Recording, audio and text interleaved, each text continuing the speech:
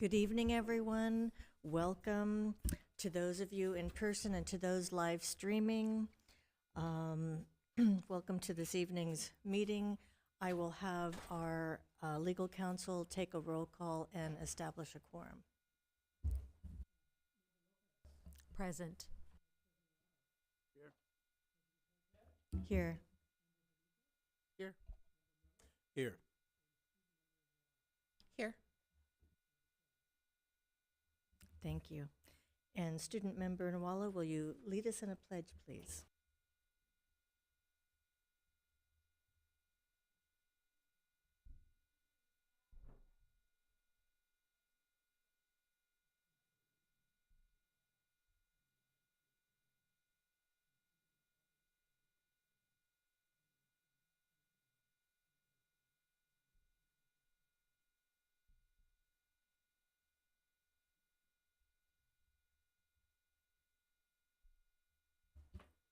The board has been meeting in closed session regarding matters listed on today's agenda.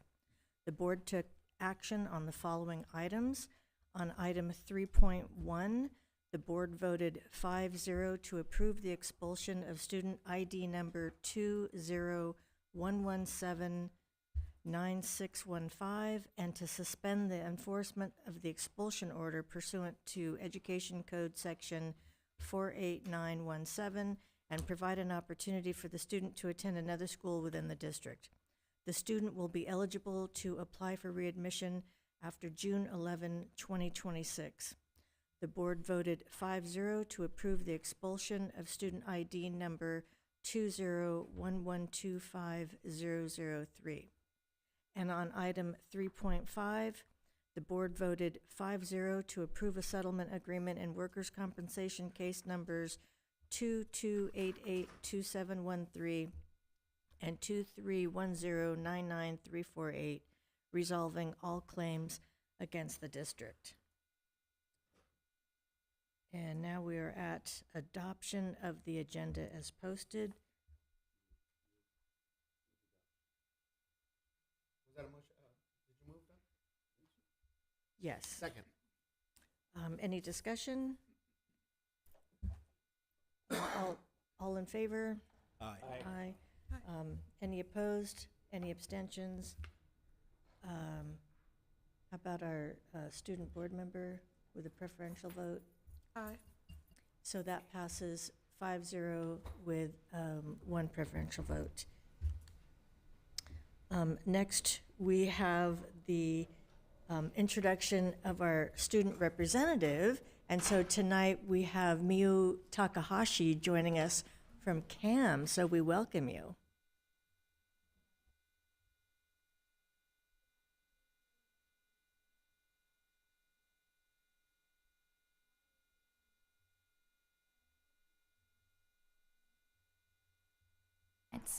Pursuing a dual pathway in computer science and engineering, while proudly serving as the ASB president for the 2025 to the 2026 school year. I would like to thank the Board of Education and my ASB advisor for this opportunity to share the work we are doing to strengthen our school and community. CAM's built for our diverse, passionate students entering science, technology, engineering, and mathematics fields in 1990 still strive today.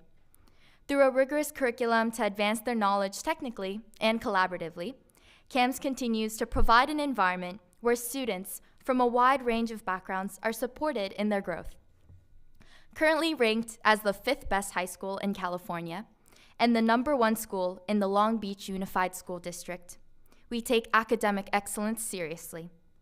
Our students have the opportunity to take over 19 AP courses, which 9 are required, as well as Project Lead the Way, PLTW courses, which help them discover their passions and prepare for college and beyond. Last year, CAM saw outstanding success on AP exams. In 2021, the pass rate of AP tests were approximately 68%. However, the number increased drastically, with a pass rate of 90.07% in 2024. Among the graduating class of 2026, 30 students were recognized as National Merit Scholarship Program qualifiers, an extraordinary accomplishment given that only about 1,200 students nationwide receive this distinction every year. In addition to their individual experience and excellence, CAM students are required to partake in what is known as the interdisciplinary project, also known as IDP, which tasks each grade with a large collaborative challenge in the STEM realm. Students learn about teamwork and the practical application of scientific methods, helping students build relationships and critical thinking and problem-solving skills.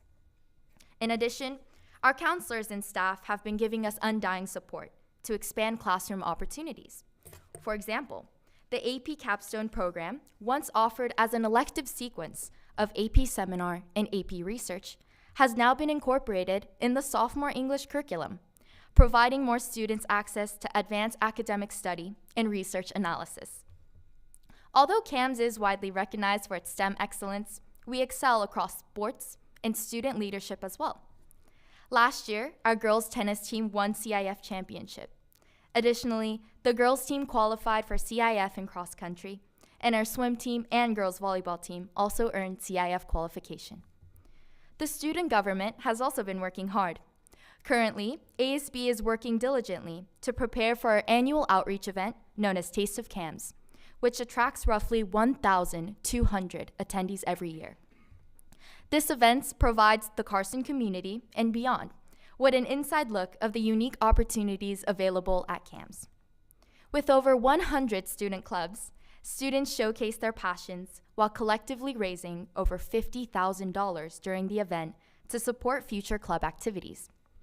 In addition, ASB is hosting fall games during lunch this week, where classes compete in traditional sports such as volleyball, basketball, soccer, and pickleball. In just 3 weeks, Red Ribbon Week will engage students in raising awareness about the dangers of drugs and alcohol through fun and educational activities. Lastly, our Fall Spirit Rally will include dress-up days, lunch activities, and Friday run-ins, featuring dance and lip-sync performances in just about a month. Beyond outreach, ASB has made it a priority to strengthen cultural awareness and inclusion efforts. Beginning in 2024, we launched a series of events celebrating the diverse cultures and ethnicities represented on our campus. For example, during Hispanic Heritage Month, from September 15 to October 15, we expanded activities to weekly Friday events. These initiatives have already shown measurable impact.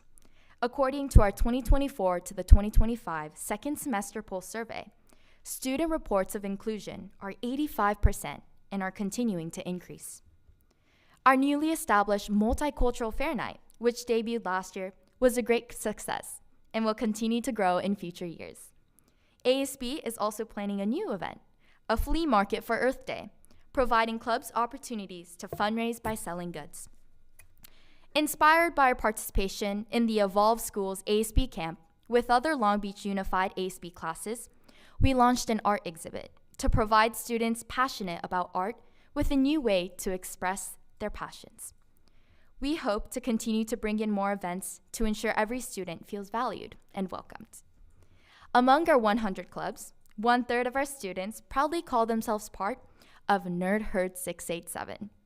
With their first robotics competition club, First Tech Challenge Club, and Vex Robotics Club, our team's motto, "We build people, not just robots," reminds us the importance of growth, but also teaches us collaboration and compassion. By utilizing this motto, clubs such as First Robotics have expanded outreach to the wider community, teaching younger students about STEM. For example, they created an interactive 3D printed robot to engage with young patients at the Miller's Hospital. Other clubs have also achieved notable success. Over 30 students attended the San Francisco HOSA conference. Our math club recently celebrated a student placing second place overall at the Aleph 5 math competition in March. Our speech and debate team and academic decathlon team earned awards during competition earlier in the year. CAMS also recognizes and supports the unique dreams of every student, including those pursuing interests outside of STEM. Many of our graduates leave with passions for business or entrepreneurship. CAMS has expanded business-related opportunities, including internships and the creation of clubs like DECA, and FBLA. In 2024, we launched a mentorship program as a new elective to ensure both collaborative and individual growth. Our Student Site Council, composed of staff, students, and parents, advocate for specific budget allocation. The findings of these opportunities increase student government in many, many forms to ensure that everyone's needs are met. As a small school with a population of just 667 students, we call ourselves a family, and we will continue to build these strong relationships in the future. Thank you again for allowing me to speak before this prestigious Board of Education. We are deeply grateful for your ongoing support and dedication to our Long Beach schools. Thank you.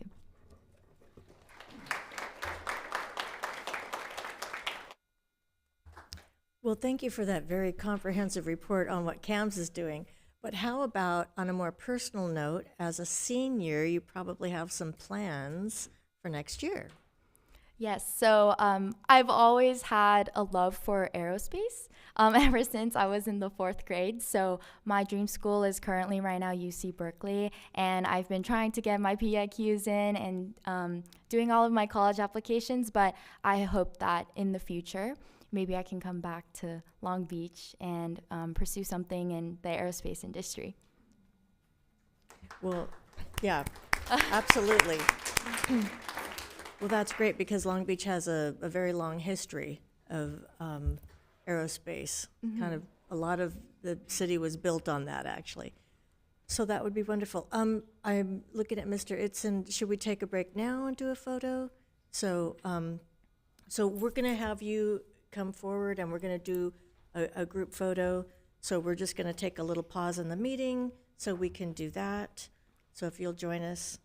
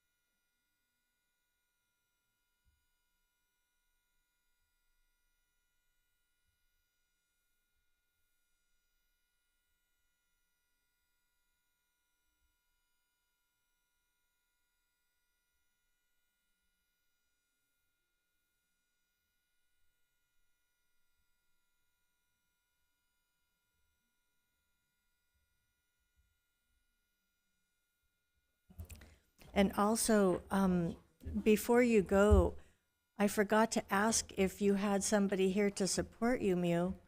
So if you'll come to the podium once again, and then recognize who you have in support tonight.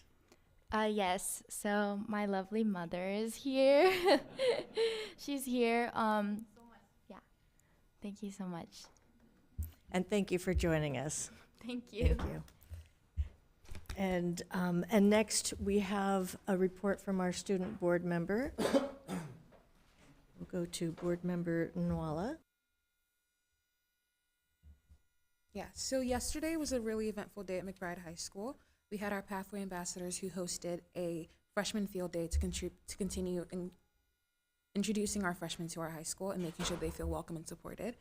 And then those same Pathway Ambassadors helped support ASB last night with our back to school night, where we saw great involvement from our parents, people signing up for student school site council, as well as our Pathway Booster Clubs and Sankofa Parent Village, which is a new club started at McBride. So it's been really amazing to see that.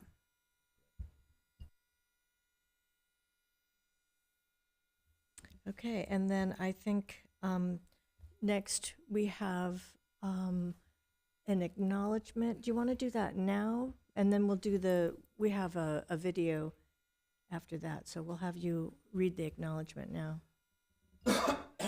Celebrating Disability History and Awareness Month.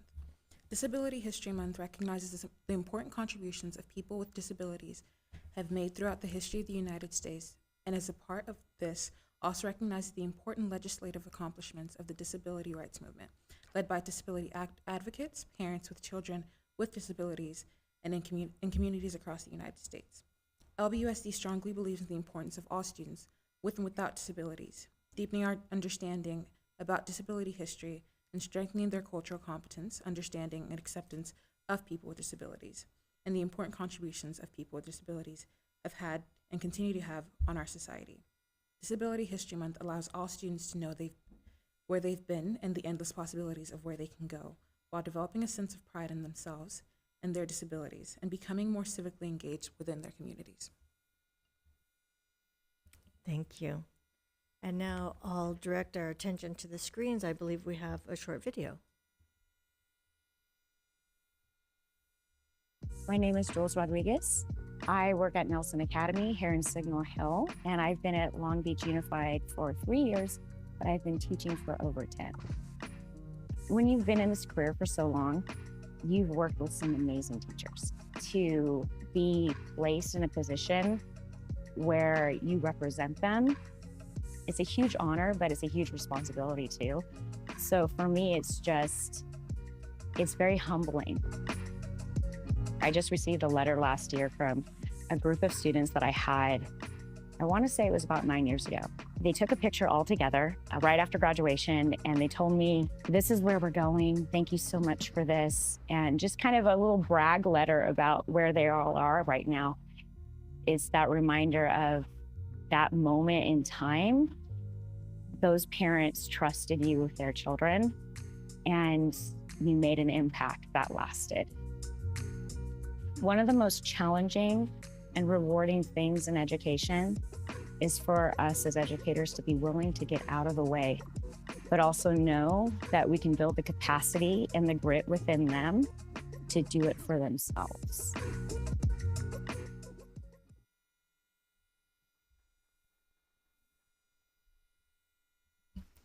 It's always nice to see those celebrations. Always nice. So next on our agenda is public testimony. So do we have anybody to speak on for items listed on the agenda? We have two speakers tonight. The first one will be Billy Brown.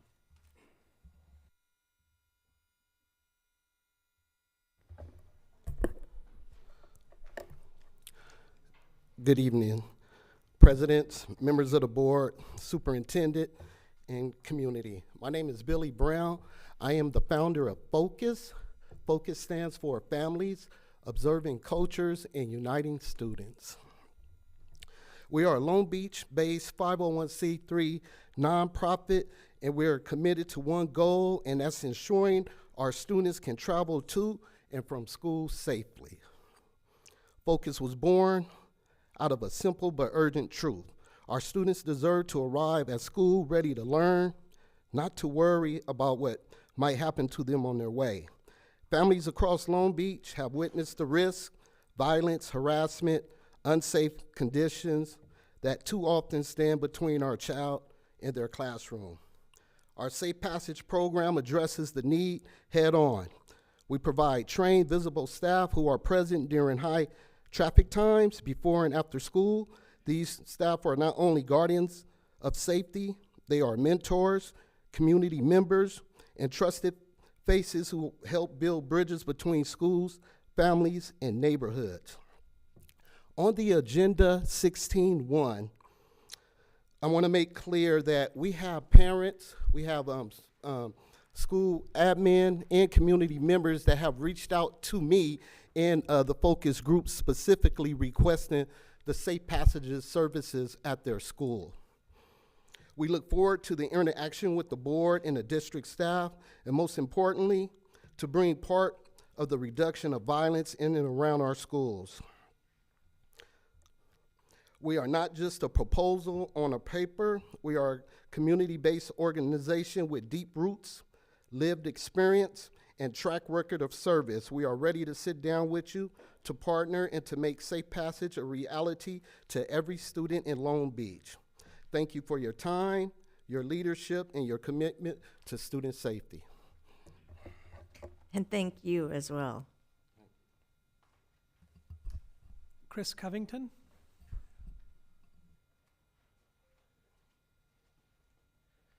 Good afternoon. My name is Christopher Covington. My pronouns today he, and I'm representing Safer LBUSD. Also, I want to recognize that tonight is Yom Kippur, one of the high holiest holidays for our Jewish communities. Many of those folks aren't here today because they are at temple from sundown to sundown. I am speaking on item 16.1, which is the modification for the school safety the Office of School Safety Operational Modification.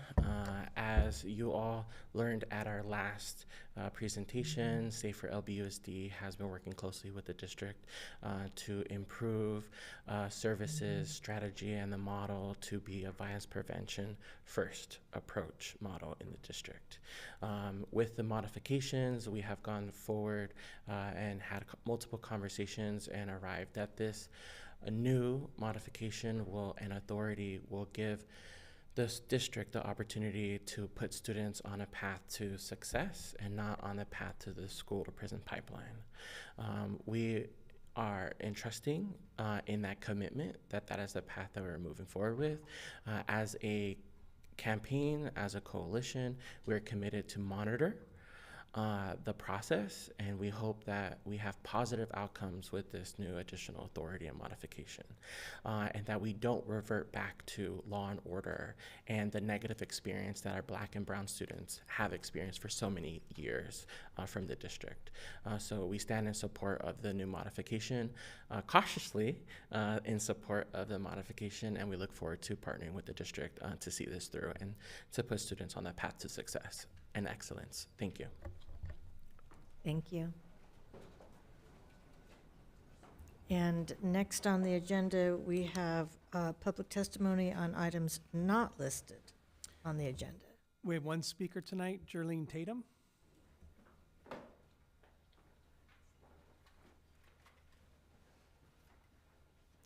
Good evening, Jerlene Tatum. I'm going to start out with something fabulous. So I am a parent of a senior at Milligan High School, and last night I went to my last back-to-school night, and I almost cried. I just want to say I really love his teachers, but actually it felt good as an alum of Milligan and to be able to be in community with parents. And it was really funny because I ran across a parent that said, I really have to go to the bathroom. And I said, well, the bathroom's right there. And she says, I can't go to the bathroom and make it to class on time. And we fell out laughing, and we realized the pains that our children go through. So anyway, I just want to say, shout out to Milligan for doing an amazing job last night. I'm here to talk about a multitude of things. And one of the things that I wanted to bring up, I had listened to one of the meetings and was regarding where there's a conversation about the guardrails and the goals and such. And one of the items that is on this list was that by June 2028, 45 schools will have established Sankofa parent villages from 12 schools to 12 schools to 45. My question is, how do you plan on doing that? What's the plan? Since the Black Student Achievement Initiative has been implemented, there's still no plan. And how are you going to get from 12 to 45? And I just wanted to ask, please do not be consumed with quantity over quality. As a parent, a high school student who have been participating in Sankofa villages at my school site, every single year we start over. So there's really no progress other than I get to meet another new set of parents, and I get to hear the same thing over, and I get to meet new staff again. So again, what is your plan? And in that is a goal, but how does that goal connect with the success and advancement of our Black students? So I just want to ask you guys to be intentional in that, because every time I hear it, it actually makes my face twitch a little bit, like 12 to 45, what's the plan? I was asked by a parent to mention, this is agenda item 14.9, just to ask that approval of coaches. Make sure that the coaches that you bring on are honest and have integrity, and that they lead our teams in such a manner. So, since I'm up here, I would be remiss to not mention the recent thing that took place, came out in the press yesterday, and I basically want to say the disappointment that I have for my particular school board member for signing off on what I consider political theater, and the incident that has taken place with the teacher at MacArthur. It's really insulting and offensive to see a board member's name on something calling out anti-blackness when parent after parent after parent have expressed our concerns with anti-blackness in our schools, and we ignored, dismissed, and never responded to. Thank you. Just as a point of clarification or actually information, at our next board meeting, we will be talking about the Sankofa Parent Village, and you may be interested in either attending or watching that meeting. Okay, so with no further interest in public testimony, we will go to reports on superintendent advisory groups, starting with the business, budget, and policy development. Dr. Benitez. Just a very short report, Madam President. So this morning, as part of our board workshop, we did have a conversation around approaches to reviewing policies, developing policies, and so I think it was informative. We didn't land on final decisions, but I would just encourage our board to, when we do a recap over that we think through sort of what our approach is going to be to passing policy. A part of the conversation that was had this morning was around perhaps using the board goals and guardrails as a consideration, in addition to any policies that we have to either update or pass because of compliance, that in order for us to actually dedicate the time that policies deserve, that we think through, okay, which policies do we want to come back to the board, which policies that may just require an update or some minor changes do we want to include in the consent calendar, thereby allowing for us to be able to review 2 to 3 policies at a time, knowing full well that we have many more policies that we're just not going to be able to devote enough time to. And so rather than try and attempt to review 30, 40 policies, that we prioritize those policies that most align with our board goals and guardrails. No decision was made, but we did have a brief check-in with council about mapping out some possible next steps and then prioritizing and identifying those policies that would come back to the board for more discussion. Thank you. And next we have instruction and student learning supports. Member Lopez. Just a short report. We met to discuss the English Learner Master Plan and the need to have it ready for board approval in a timely manner. And so while the district has engaged the community for input, we discussed that certain components of the plan are appropriate for community feedback, but others are just compliance driven and may be ready for board approval. The final plan will be brought to the board for approval later this fall. Thank you. And workforce development, Member Miller. Yes, so I'm here to provide a quick update on both the board authorizations and the coaching authorizations, which we'll be voting on just in a short time here. So this is the time of year when we approve our board authorizations and coaching authorizations in HRS. According to Education Code 44256B, 44258.2, and 44263. Board authorizations are granted to multiple subjects and single subject credential holders. This authorization enables teachers to teach in a subject outside of their credentialed area. Teachers must complete 12 units in additional subject area for middle school and 18 units for high school. There are a total of 181 board authorizations for the 25-26 school year. And according to Education Code 44258, .7b, coaching authorizations are given to full-time teachers who hold a credential in a subject other than physical education to coach a competitive sport for which the student receives physical education credit for 1 period a day. Teachers with a coaching authorization must complete a minimum of 20 hours of first aid instruction appropriate to the specific sport. For the 25-26 school year, we have a total of 61 coaches. Thank you. And next, we have our consent calendar, so we'll need a motion.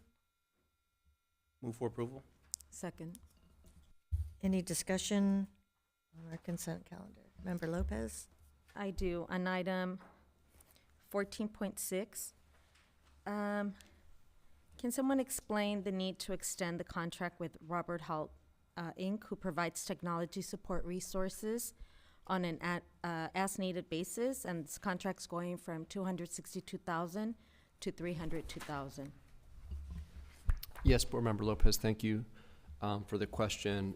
This is a staff augmentation contractor. It's a technical contractor that's working part-time on a very important project to update our storage, the district storage. So we're moving from kind of an older storage appliance to a newer storage appliance, and moving all those files across and rebuilding all those access controls for district staff. So it is very tedious work, and we do think that this will be the last extension of this particular individual. We look forward to wrapping up the project very soon. I also have questions on item 14.6, numbers 4, 15, 16, 26, and 38. These are contracts totaling $2,093,325 to support students with exceptional needs. And just for the public's understanding, can someone give a brief summary of what these contracts cover? Sure. So there's a handful of contracts, as you mentioned, and so these are either to provide direct services to students. For example, the contract with Downey Unified is to provide schooling to students who are deaf and hard of hearing in programs that we do not offer here in the district. The other contracts are to provide independent educational evaluations or services as part of the alternative dispute resolution process. Dr. Benitez? Yeah, just a quick question, Dr. Solsa Valderrama. So I see the approval of Community Advisory Committee appointments, 186 wonderful members. Wondering if you could talk a little bit about how those new members were constituted, how did we land on 186, sort of just process-wise, yes. And if you could give us just a quick summary of how that happened. Yes, so our membership for the CAC had been dwindling. So in the last couple of months, there was an outreach through social media, and we posted it in different places where essentially anybody in our community could apply to be a member of CAC. We really did get an overwhelming response. And so we brought some names 2 meetings ago, and then more meetings. Now we went through a process of just verifying that these are actually parents, community members that actually are within our community, and so that's what you have today. So that's great, and great to see overwhelming interest, right, in participating. So is that a cap at 186? No. And also, if you're not a member, that doesn't preclude you from attending. Right. CAC. My presumption is it doesn't preclude you from. It does attending not. CAC. So elections for CAC are going to be held next week at our next meeting. So anybody who is a member is able to run for CAC board spot.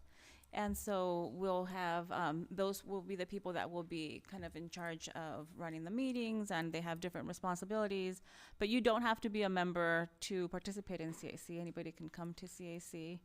This is for them to be eligible to be run for the board seats. And if there is interest at some point for others that may be interested in being members, is there a process or somewhere they could go for more information for that? Yes, so it's a running membership. And so we do have a website where there's actually a Google form, or they can attend one of the meetings. Congratulations to those 186. Thank you. Yes, and thank you for everybody volunteering to participate. It's like a wonderful support group. Is there any further discussion on the consent calendar? If not, I want to highlight the resolution supporting National Principals Month. So October 2025 is National Principals Month, as celebrated by the National Association of Elementary School Principals, the American Federation of School Administrators, and the National Association of Secondary School Principals. And whereas school principals embody elements of our Vision 2035 adult portrait, working daily to support each student's journey toward realizing their potential by being champions for students, equity-focused change agents, positive and resilient professionals, adaptable and reflective lifelong learners, empathetic communicators, empowering facilitators of learning, creative and critical thinkers, and community-minded and collaborative leaders. And whereas the vision, dedication, and determination of a principal serve as mobilizing forces behind any school improvement effort, and whereas school principals interact daily with students and cultivate positive working relationships with parents, as well as certificated and classified staff, and whereas school principals are expected to be educational visionaries, instructional leaders, assessment experts, disciplinarians, community builders, budget analysts, facility managers, special programs administrators, and guardians of various legal, contractual, and policy mandates and initiatives. And whereas school principals are multipliers of good teaching, key to teacher retention, and second only to classroom instruction among all school-related factors affecting what students learn at school. And whereas the Long Beach Unified School District is recognized as one of the world's leading school systems, thanks in large part to school principals who work tirelessly and contribute immensely to high-quality learning environments for students.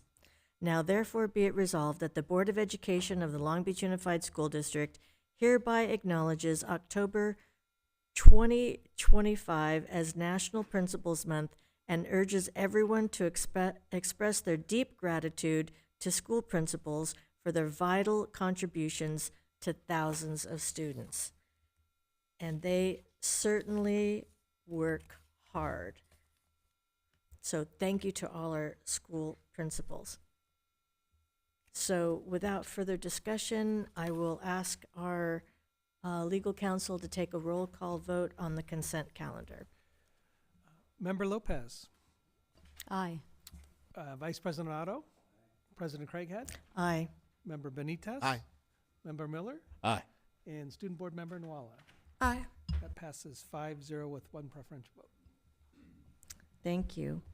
And next we have consent calendar B. We need a motion. Move for approval. Second. Any discussion? Madam Chair, I recuse myself from this vote. Okay. Any further discussion? All in favor? Aye. Aye. Any opposed? Any abstentions? And Member Nwala? Aye. So that passes 4-1 with a preferential vote. And that brings us to item 16, or 16.1, under new business with the Office of School Safety operational modification. And if you remember, we had a presentation at our last meeting, and so tonight this is coming before us for a vote. And we were given an updated packet because there were a couple of minor changes.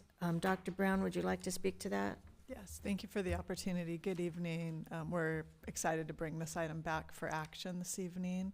The packet that you have in front of you reflects several slides that we added to the slide deck after you received and after the agenda posted on Friday.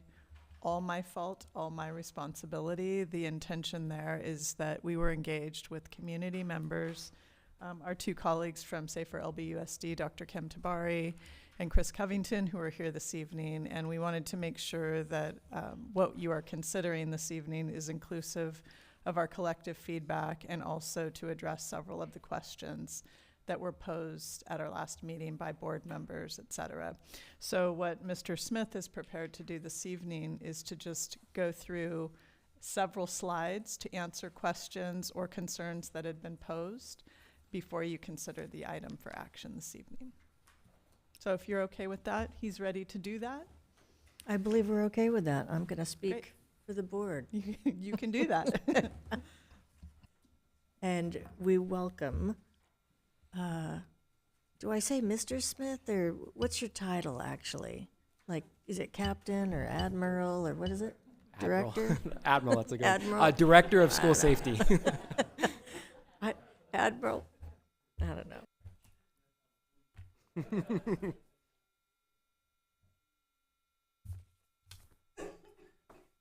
All right. Well, thank you, board members, for having me back today. I'm very excited to share with you kind of our take on the feedback that we received from you from the last meeting, as well as our partners within the community. So I just want to highlight a few key areas that I think really address that feedback that you provided to us. The first one of the pieces of feedback we got was that really this program and law enforcement response in general needs to focus on intervention, sending out social workers, and focusing on the why, and the cause, not just reactive to that situation. And I want to highlight the Office of School Safety has been doing that since 2016. And we use a differentiated approach model. We have 3 different classifications within our office that we triage as a school site calls us for assistance and requests assistance. Our dispatcher will take the information from that call and route the appropriate personnel. So our step 1, or one of our individuals or classifications, is the school intervention specialist. That classification and that response is really focused on assisting students in some type of behavior dysregulation. The old model before 2016, the student is being defiant, they're not listening, let's send an officer or request an officer to come help and get the student back to class. And we've created negative interactions, especially with our young children. And this change in 2016 was to address that, where we could send a non-armed, ununiformed individual out there to provide support for the student, but also support for the staff in getting that student back to class. That has since expanded and taken on a larger role where they're not only responding to those situations, but they're going out to school sites where we're receiving reports of conflict or growing tension amongst students. In an attempt to intervene, they sit down in small groups and really do conflict management, conflict resolution with those individuals. The second set that we have is our school crisis response clinicians. Those are a contract that we carry with the Guidance Center Long Beach, and it's 2 marriage and family therapists that are responding to calls where there's some type of emotional crisis or mental health concern that goes beyond what the school staff can handle in that moment. Our goal, again, is to regulate that student and get them back into class, but then also connect them and make sure that the families and the student have resources after the fact. Our last response model would be our school safety officers, and they are there to respond to incidents that have the potential to or have already resulted in a crime occurring, including violent acts, weapons on campus, and threats to staff and students and to the school. So this model is continuing to grow as we evaluate. We've increased the number of school intervention specialists to reach a wider range of schools and more support. And so I just wanted to highlight that because that was one of the concerns, and we have that model, and that model has been supported over several years. One of the other topics that came up was, or questions that would ask is, what makes school safety different, right? What makes school safety different than a local agency responding? The answer to that is, in addition to the required state trainings, our trainings and what we look for when we go out and say, hey, what trainings are available for us?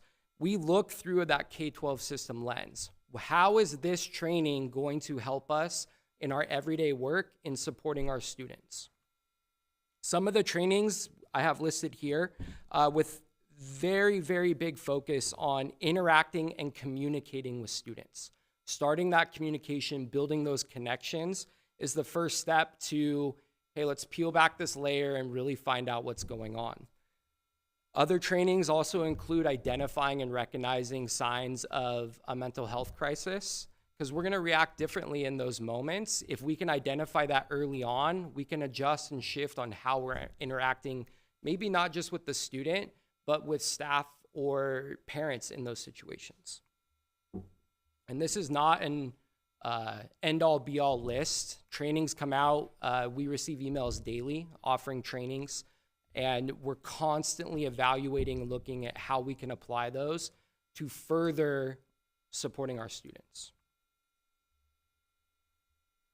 And next, I really wanted to highlight kind of what the next steps are. And this is really important. We cannot rush this process. This isn't a vote tonight and tomorrow, you know, we've turned over and we're beginning. This has to be intentional and it has to be done right. Otherwise, it's not going to be effective. Our internal implementation date would be in January. That gives us time to work with our local partners in building MOUs. It helps us solidify our processes as we review those along with our community members. And really looking to shift that mindset across the LBUSD. It's not just us that is changing the way schools are operating, how they're calling, when they're calling, all of that has to change. And that's been slowly going on as we've been spreading more of this communication. But now that we would have an actual implementation date, we can start that conversation, work with our different partners throughout the district to get that message out and start addressing how do we change staff behavior as well. And lastly, these two slides, just very quick overview, is a highlight of what we wanted to put forward with you in conjunction with our Safer LBUSD partners, is really highlighting the collaborative wins. So as I mentioned, in 2016, our school intervention specialist program began. In 2022, we reallocated funds from open school safety officer positions and transferred those over to create and hire 4 additional school intervention specialists. So again, expanding that program.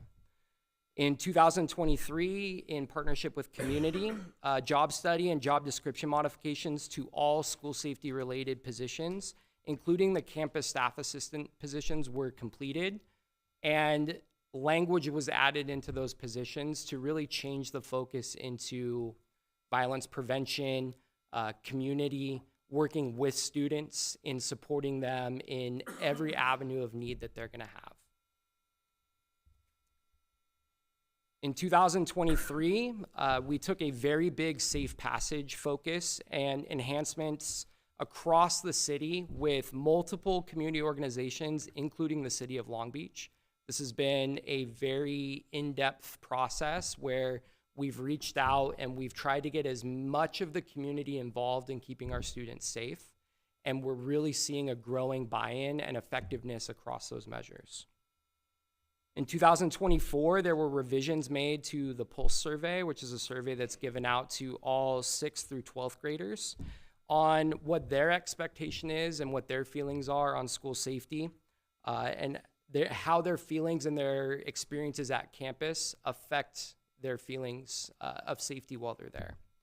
And then lastly, as you all voted on last week, in 2025, we were awarded the Prop 47 grant to really expand our efforts, focusing on restorative justice and outcomes for our youth.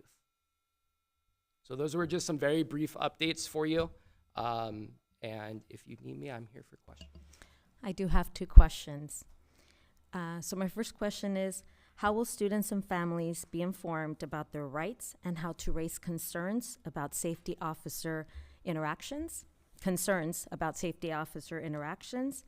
And then, what will the grievance or complaint process look like if a student or parent believes an incident was mishandled?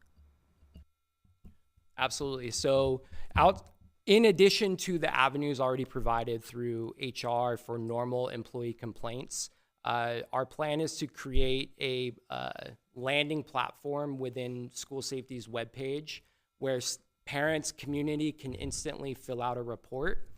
I would prefer that we engage our HR partners, so it's not coming across as I'm investigating the complaint, I'm handling the outcome and the evaluation of that. That would be done in partnership with our investigations team, and that would be building that out. We've already started that process, and we would be really looking to expand it and make it more forward-facing in alignment with current HR reporting systems. Dr. Benitez. Thank you, Director Smith. It's great to see updated, revised version based on our discussion at the last school board meeting, but also the continued engagement with community, as Dr. Brown referenced. So now I don't know what to call you now, Director Smith, Cameron. Regarding the as it was sort of presented and framed at the last meeting, the cultural shift resulting in a shift in actions and adult behavior. I appreciate the language, the additional language that was included, but as all of us here know, it's nice to see words and have words in these things. Can you talk a little bit more about what we hope to see and get from these trainings, right? I particularly like the reaffirmation that we're differentiating ourselves from external law enforcement agencies. And we talked about the context for this is because students of color, communities of color have not had historically in present day all positive interactions with law enforcement. So can you talk a little bit more about, it's not just about taking the trainings and equipping ourselves or building capacity, but sort of how then we want and hope to see that these trainings, the professional development, our community partners also result in culturally affirming, culturally sustaining, culturally responsive approaches, strategies, practices, right, that we see. So could you just expand? And then I have one more, actually it may be better to the superintendent around the Pulse survey, but if you can just expand on that more. Yeah, absolutely. Thank you. That's a great question. And as you mentioned, the words are nice, but actions are more important. And I don't want to get caught up on the words that are in here. For me, one, it's by example. I lead from the top down, and that's what I expect from my team. What I want to see from them, and that's something that we got away with during COVID, just with the restrictions and the spacing, is that officers need to communicate with students. They need to be present and they need to be out there. And that's as simple as saying hi. That's as simple as, hey, students are walking by, you're welcoming up at the front door, you're doing Rochambeau, and you're starting to build those connections with those students. That starts the process and makes everything else easier. If you're already coming across and being approachable, and that's what I want my community to see, is that my officers are approachable. This isn't you're here in an adversary role or you're here to solve a problem. We need to be there proactively to be a friend and be out there. And we've started that. I'm seeing better results at our school sites with our staff being out there, but it has to happen not just with the school staff. It has to be continuous through community. We are increasingly being requested to come out to back to school night, trunk or treat events, where we can now interact on a more personal and friendly and engaging level instead of just responding to a crisis. And so these trainings give our staff the opportunity to learn how to have those conversations, but it starts with me making sure that they are doing that. And through that process, I have a great communication with our principals and our staff at the school sites. If they're not seeing that or they have an issue, they're contacting me directly. And I get phone calls, hey, what happened with this? And we talk it through, we work with the officer, and we improve moving forward. Thank you, Cameron. And that kind of, the last thing you said leads me to really my I guess, thought, Dr. Baker, around our pulse survey. And I want to provide context here in terms of how we will know that we're seeing what we hope to see, right? What community will see, and how we hold ourselves accountable to these words. So the last two iterations of our pulse survey have showed little to no variance with what our students of color respond and all other students. And we've had conversations about what does that mean, right? And if one of the things that we hope will happen from this shift in our reimagining of school safety is that it will lift up things that our students of color, but specifically our Black students, have over and over shared with us, not feeling seen, not feeling valued, not being celebrated. And you're describing that the actions here is saying hi to someone, checking in with someone, not just when there's an issue or something punitive. I'm wondering, Dr. Baker, and we had this conversation at our Black Student Achievement Summit last year, and it was relative to the keynote speaker, right? Are we asking students, particularly our Black students, about their sense of belonging, right?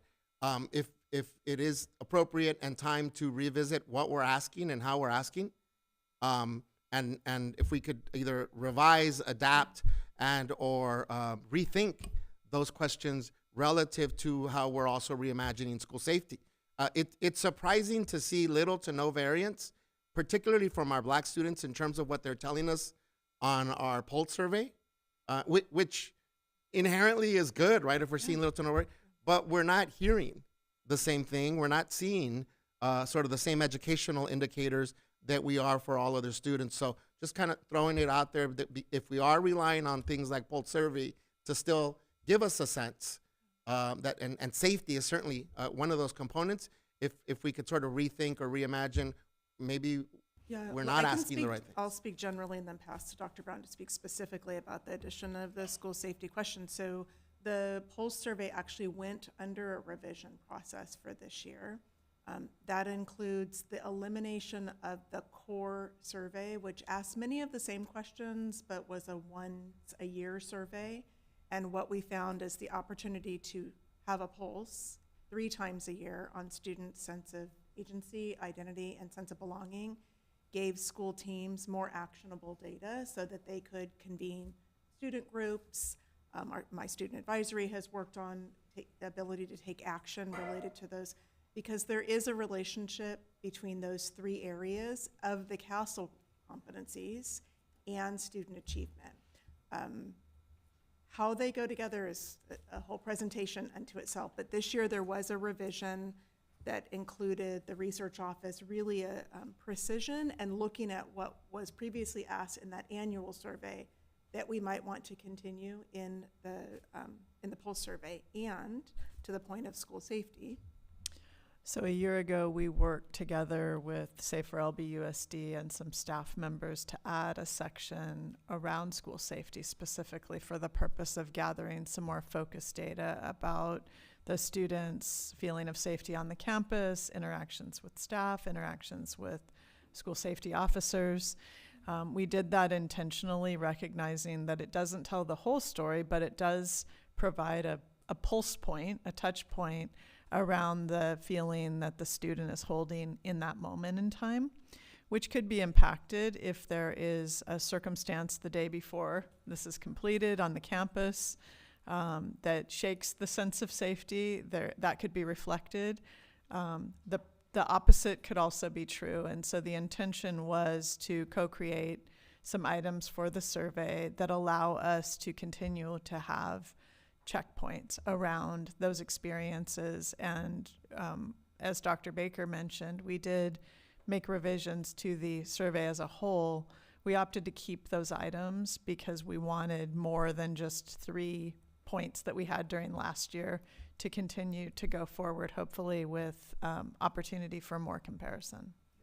All of those survey data points can be disaggregated by race and ethnicity, and so it gives us and schools, who this year in particular are actually reactivating their culture climate leadership teams under the direction of Dr. Sosa Valderrama and the level offices, including David Said and Ed Samuels, using that data in a very intentional way related to MTSS and others. So it's a source that provides schools a lot of specificity about their student groups. And we aim to not have a disparity between our students of color and other students or comparison groups.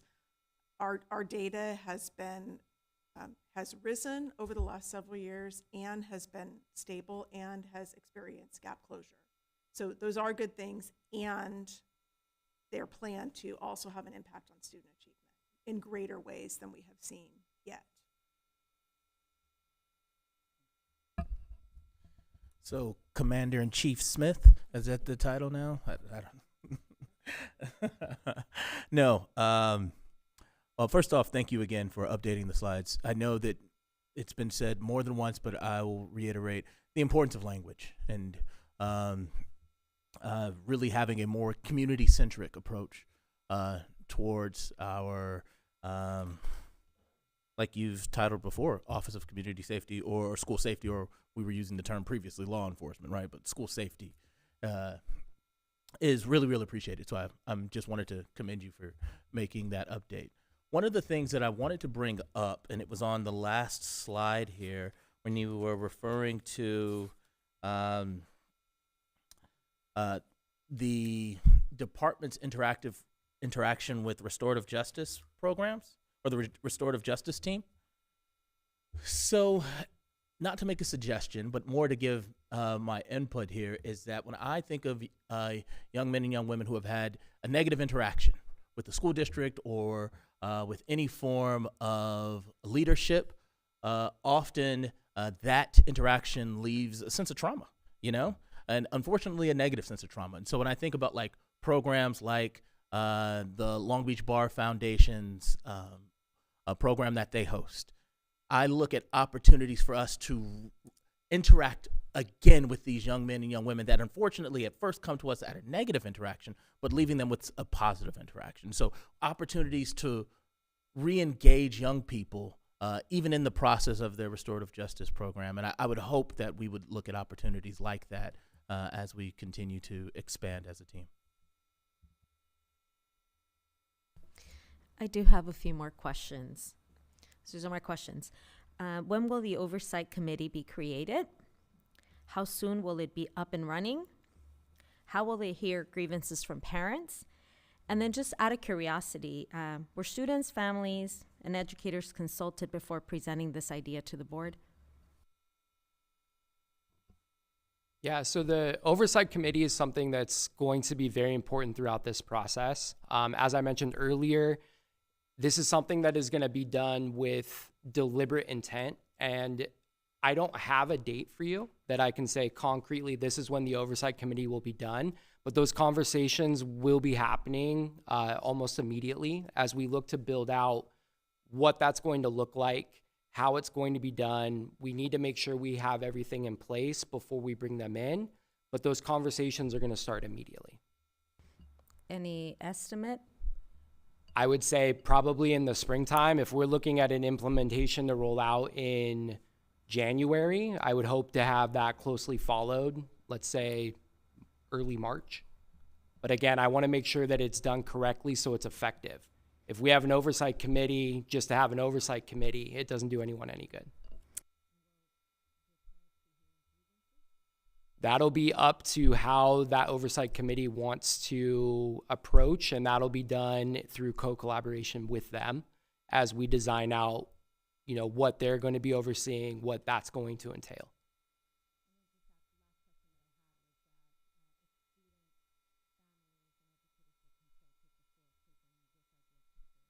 Yeah, so we utilized a lot of information from the pulse survey, a lot of information just from conversations had throughout our schools with existing officers, as well as major feedback from the principals and administrative teams at the school sites.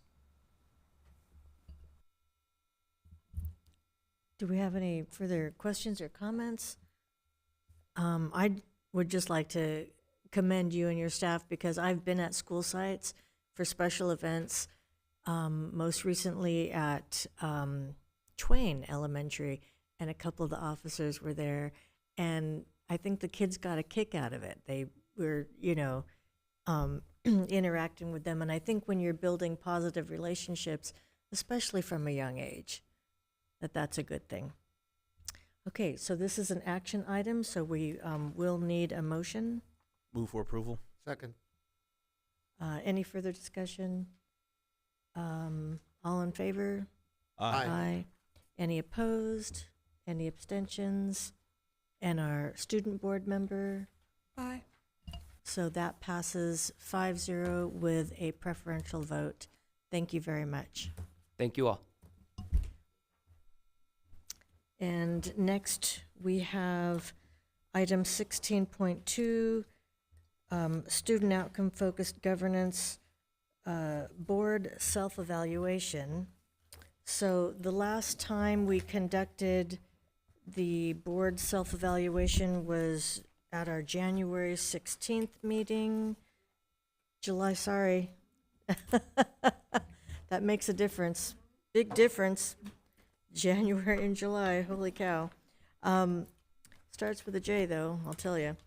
So our last board self-evaluation was July 16th, and that evaluation, we gave ourselves a total of 32 points, which was approximately 32 points from the previous evaluation, I want to say.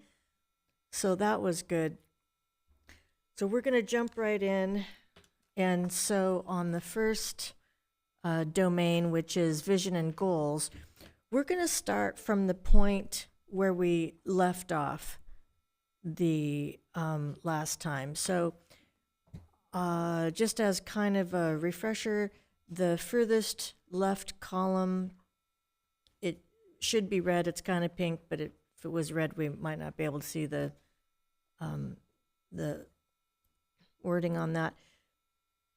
Everything in that column should be false, and it was last time, so that hasn't changed. And then the next column over, for approaching student outcomes focus, we met all of those, and also in the third column over, meeting student outcomes focus, we met all of those as well, and that got us to 25 points. So in the column for mastering student outcomes focus, the first point is the board used a process that included students, parents, staff, and community members in a way that leads them to express ownership of the adopted goals.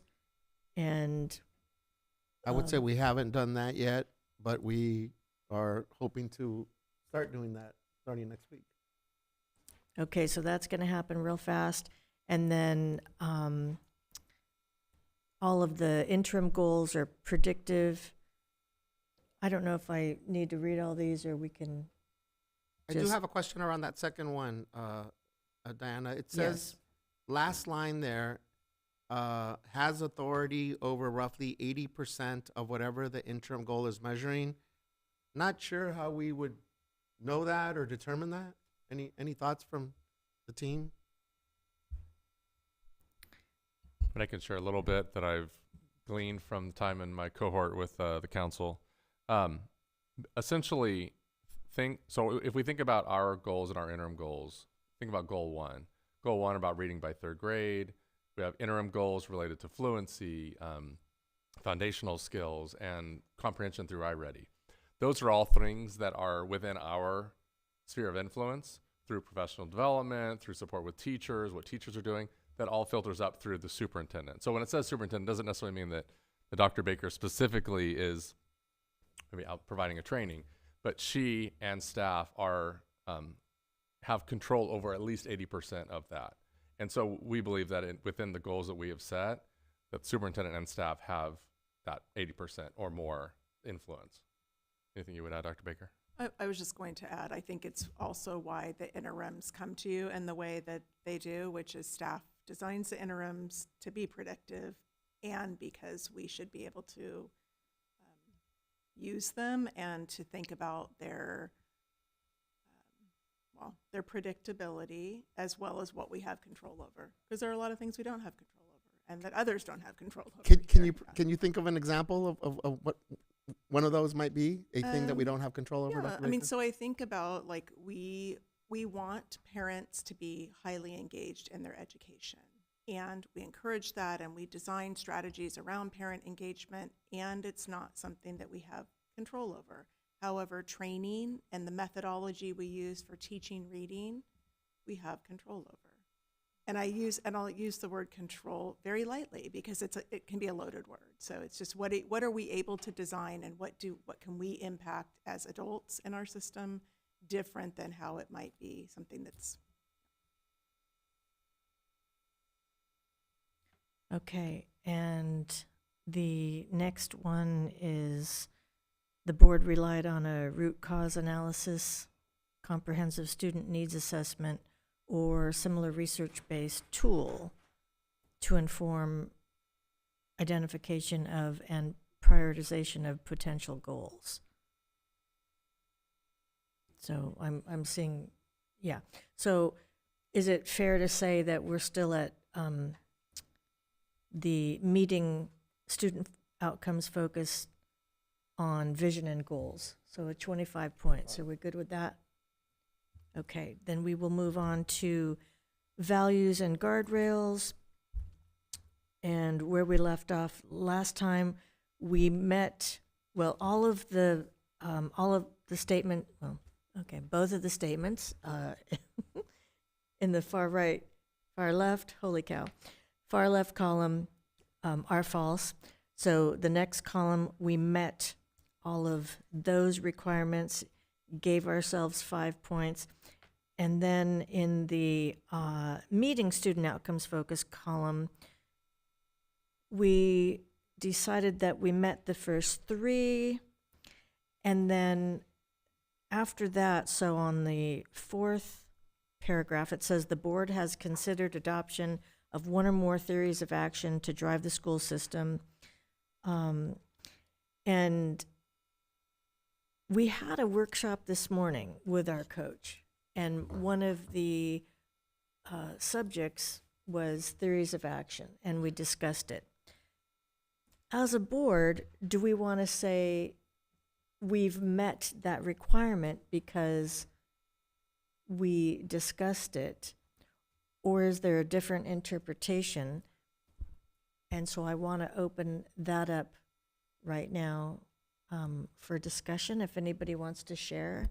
So I would say where we left off at after that conversation is that we wanted to consider the adoption. Dr. Baker read right from our theory of action from our district strategic plan. Right. The consultant had previously shared some example language. So, and I'm speaking for myself. So what I suggested for our board to do is, hey, can we spend some time looking at the district strategic plans, theory of action, some of the wording that was provided, so that at least we could say that we did that and considered it, whether we adopt it or not.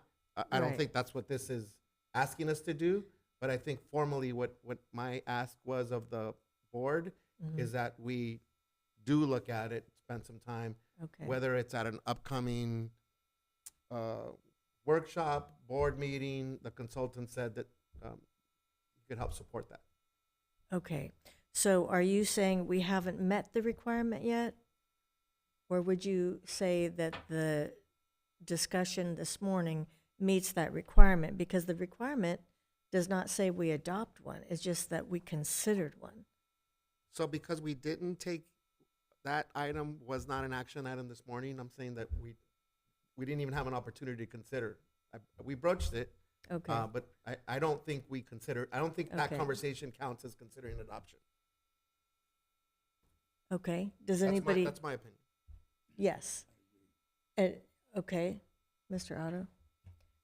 Member Miller? Yeah, broaching the conversation isn't the same as consideration. I think that when it comes to us accomplishing that goal, because we will very, very soon, it will be based on us having a firm conversation about 1 to 2 theories of action, and just having the conversation, though it's kind of considering, it's not for me formally. I appreciate that. Okay, so what I'm hearing, and tell me if I'm wrong, what I'm hearing is we have not met that requirement. Okay. So that's something that we need to look at going forward. But we have met the next 2 requirements in that column.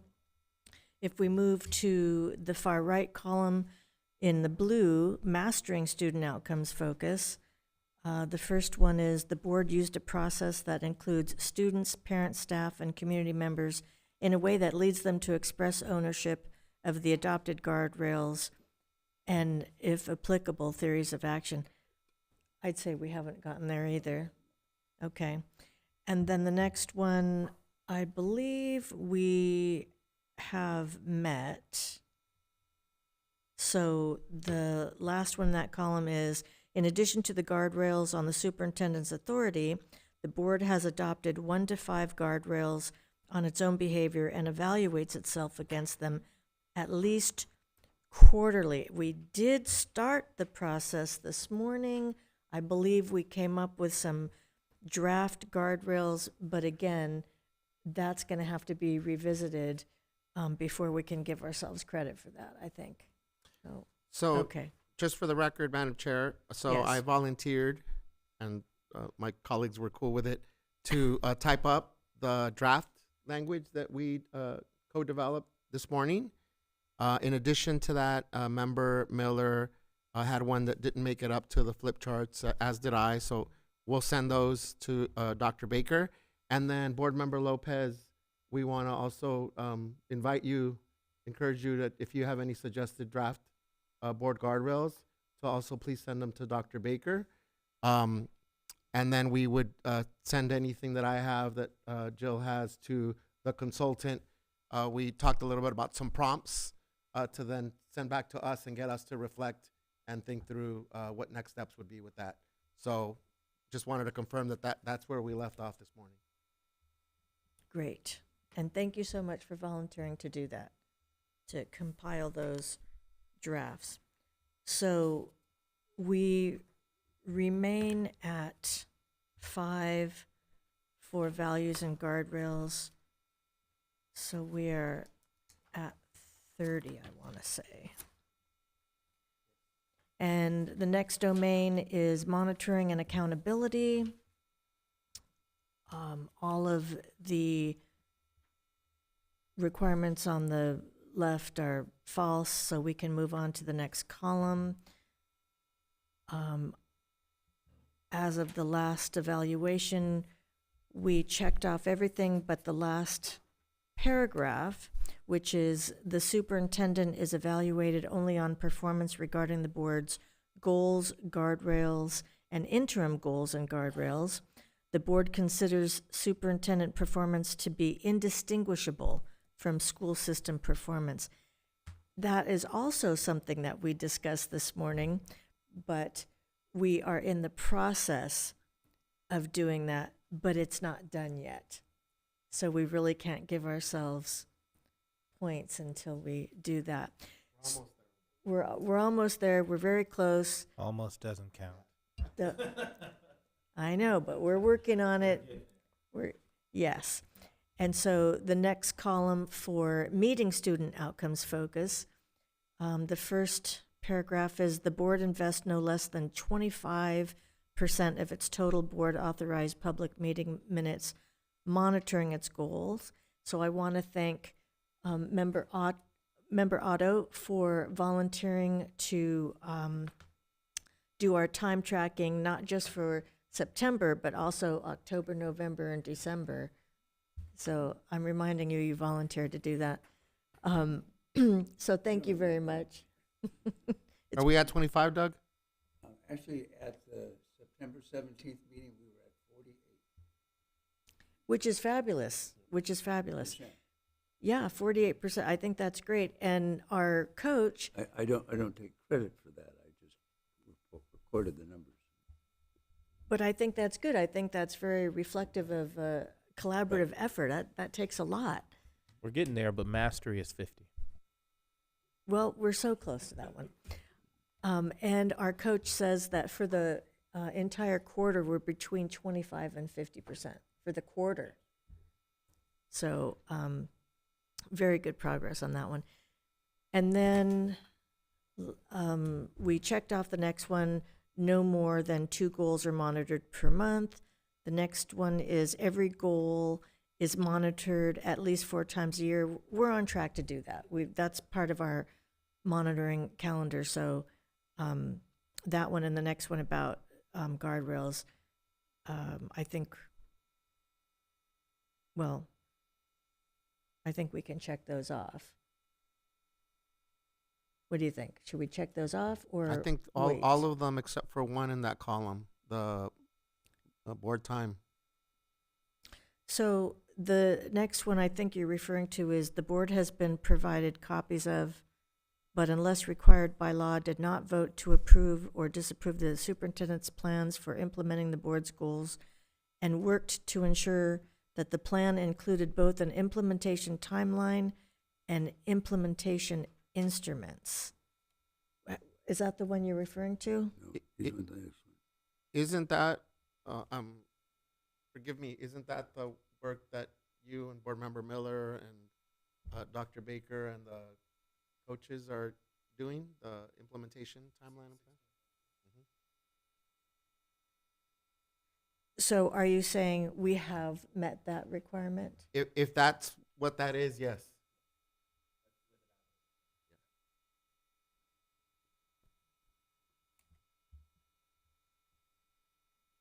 Well, I believe that's what it is.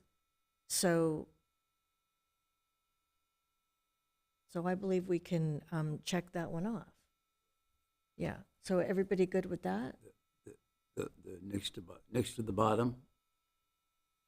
Yes. Okay. Second one from the bottom. I thought I wrote not yet. Not yet.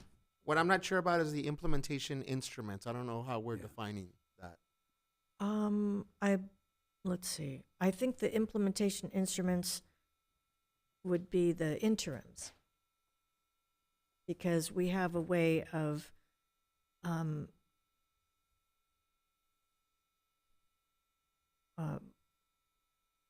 monitoring those goals and guardrails through all the interims.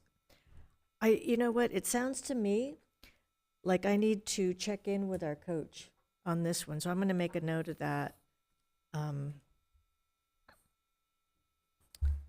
Just so we have some clarification. Okay. Which is inconsequential because you have to meet every requirement in the previous column in order to, so we'll have that, yeah, we'll get that one taken care of soon. And then the last point, the most recent annual superintendent evaluation took place no more than 12 months ago, and we've checked that one off because we do that on a regular basis. So in the far right column for mastering student outcomes focus, the first one, the board invests no less than 50% of its total board authorized public meeting minutes each month. We're not quite there. We're real close to that one. Only board work was discussed and or acted on during board authorized public meetings. And I think that would also allow for whatever legal requirements we had also. So we could possibly get there.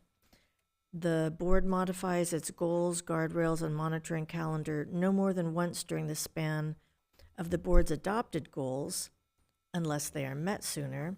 A longer period allows for more focus, shorter allows for less. That's going to be hard to tell before the lifespan of the goals and guardrails. Diana, I Yes. do think in various parts of this tool, there's references to board goals and guardrails. But there's two board goals and guardrails. There's the boards and guardrails that we already established, the 4 goals and 3 guardrails. And then there are also things that are referred to as board guardrails that are the draft ones. So if we could, with consultation from Greg, differentiate when it means board goals and guardrails, the superintendent ones, versus board goals and guardrails, the ones that we're working on drafting. I think that would be important for us to know when is it, which guardrails. Okay.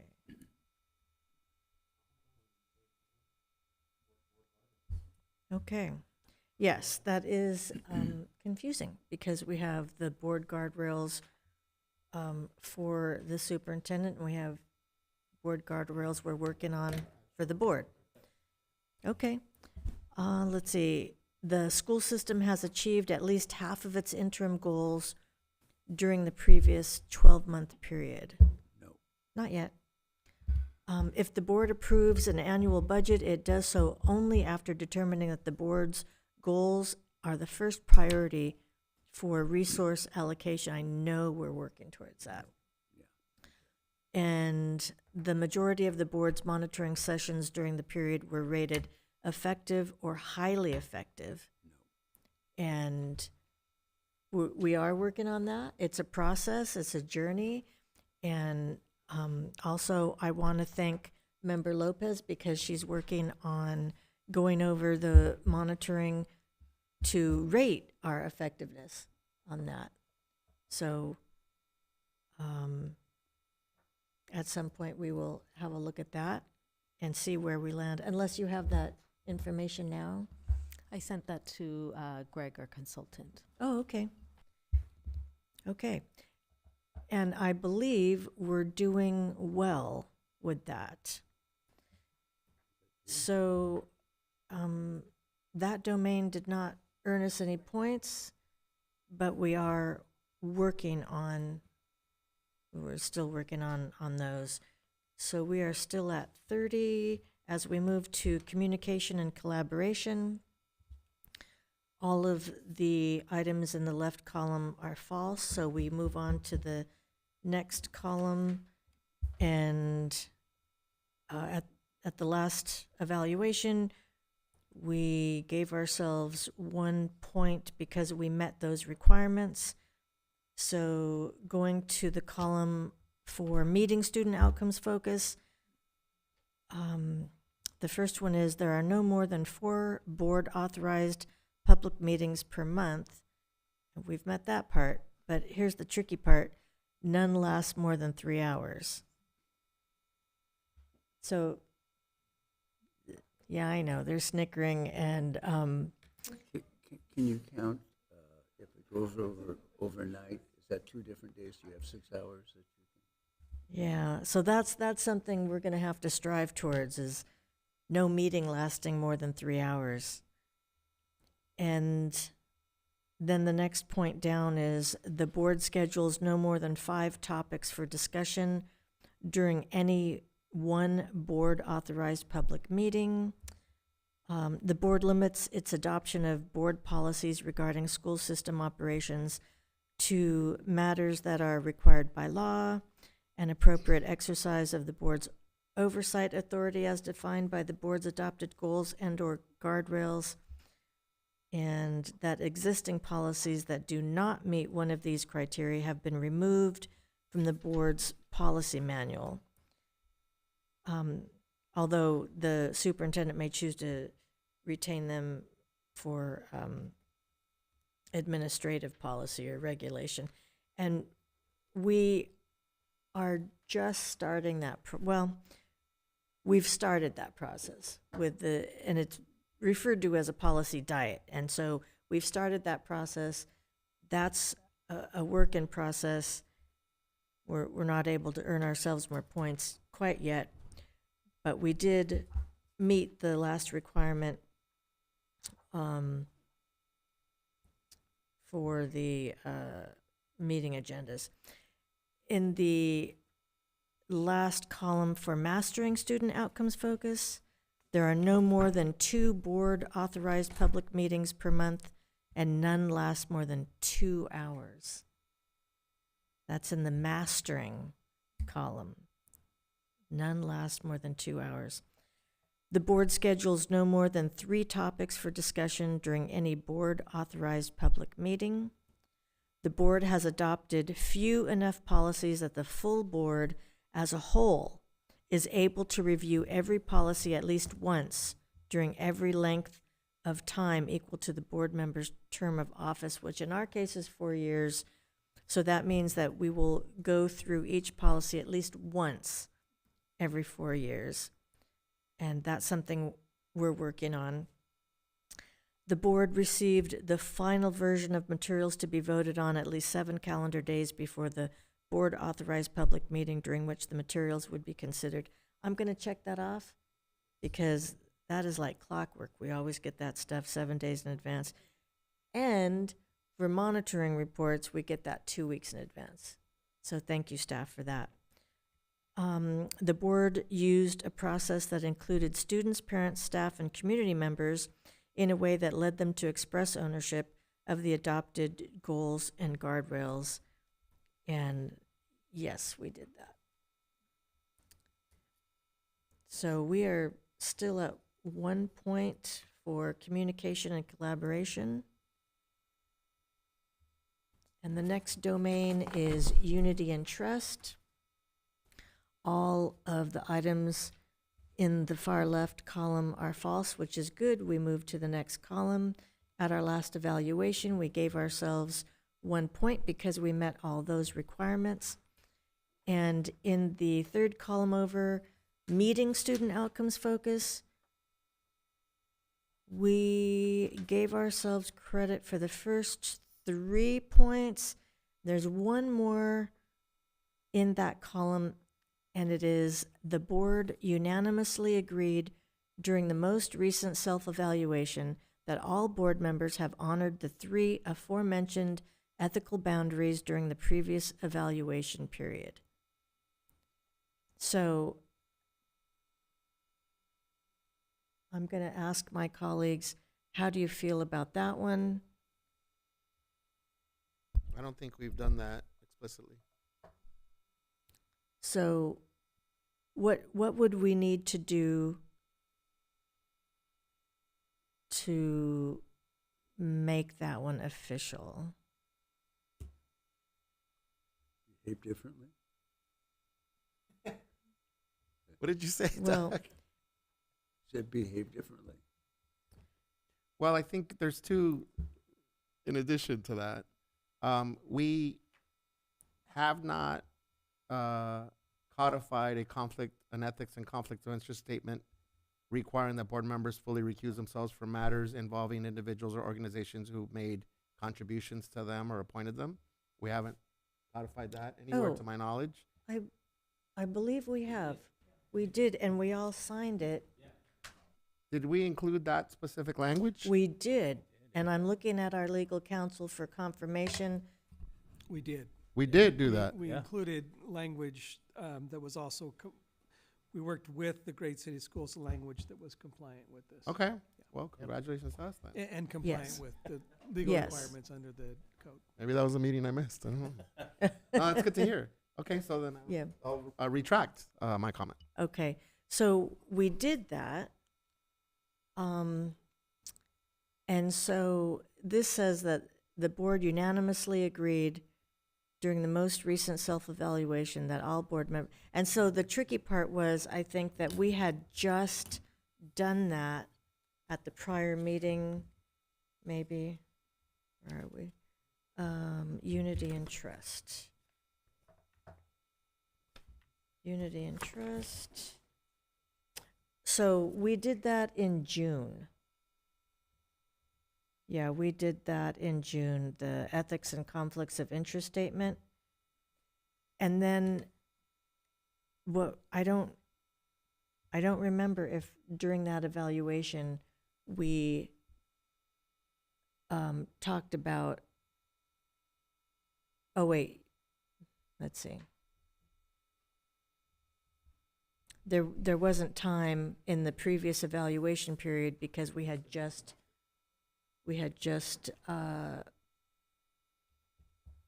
adopted that and signed it in June, so we didn't have the full quarter. We've had a full quarter. We've had a full quarter that since we've signed that agreement. So we could, I imagine, at this evaluation, would that be the most recent? Well, what we could do is agree now, because that would satisfy the requirement for the next evaluation, if not tonight. What do you feel about that? So Jeff, can you read the precise language on that conflict, on that ethics and conflicts of interest statement?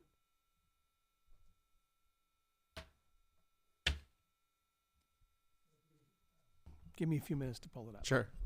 And only because if we're going to agree that we're upholding that, I want to be transparent and hold that standard to myself. Okay. So while that information is becoming available, do we want to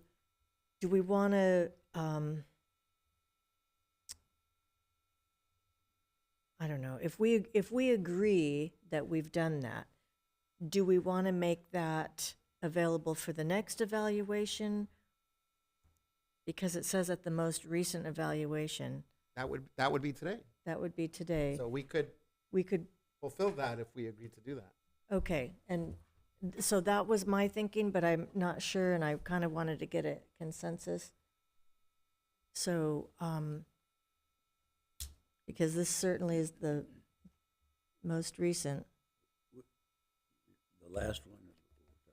So we are on Unity and Trust for that domain. Right. Yes, and it would be the last paragraph under meeting student outcomes focus. And that paragraph says, the board unanimously agreed during the most recent self-evaluation that all board members have honored the 3 aforementioned ethical boundaries during the previous evaluation period. So the three boundaries would be that members fully recuse themselves from matters involving individuals or organizations who made campaign contributions to them or who appointed them. That would be one. That members are responsible for the outcomes of all students, not just students in their region of the school system, and that members do not give operational advice or instructions to staff members. So those are the 3, I believe.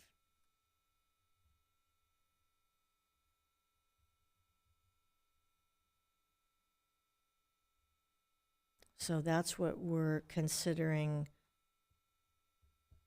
That's the matter before us, those 3. But I'm going to wait for confirmation from our legal counsel just to make sure that I have that correct. And then while we're waiting, we can think about us as individuals if we've adhered to that or those 3 in particular.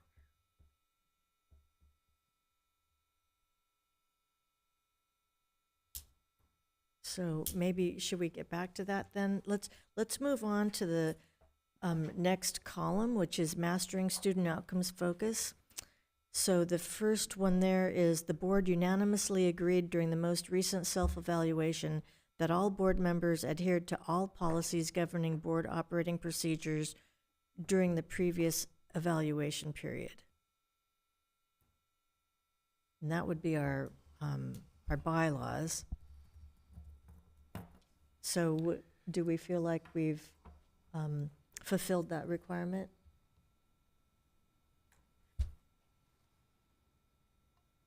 Oh, And then I do have the document here in front of me. okay. So on the conflict of interest statement, number 13 is conflict of interest from campaign contributions. And it indicates the board will adhere to disclosure requirements under the Government Code Section 84308 when rendering a decision involving it or involving a contract, license, permit, or other entitlement for use. So it tracks the Government Code provision related to that. Requirement to disclose campaign contributions, including any exceptions to those requirements. So that was the language that was put into the ethics code. So that isn't precisely the wording that's in here, Jeff. It's not precisely the wording, and that was in working with the Great City Schools and your consultant in terms of meeting this requirement. This was the language that both I, and also the board special counsel agreed to related to ethics statement. And when did we pass that? When did we adopt that? This was on June 16th. And just to be clear, and I'm applying it to myself, I haven't received any campaign contributions since this was passed, but I still don't hear, like, it doesn't specify, like, in the last 12 months, in the history of time. Oh, I'm sorry. So I could read the rest of the statement. From a party, when rendering it, it's a paragraph. Got it. When rendering a decision involving a contract, license, permit, or other entitlement for use from a party or participant who has provided a campaign contribution of $500 or more in the prior 12 months, the board member shall not participate in making or in any way attempt to use the board's member's official position to influence the district's decision in that proceeding. The contribution disclosure requirements and restrictions do not apply to contracts that are required to be competitively bid, labor contracts, personal employment contracts, contracts valued under $50,000, contracts where no other party received financial compensation, or contracts from another governmental agency. Got it. Those are the exceptions to that requirement. Okay, that And makes so sense. because California is a little bit different in terms of those pieces, that was the language that we inserted into the ethics code.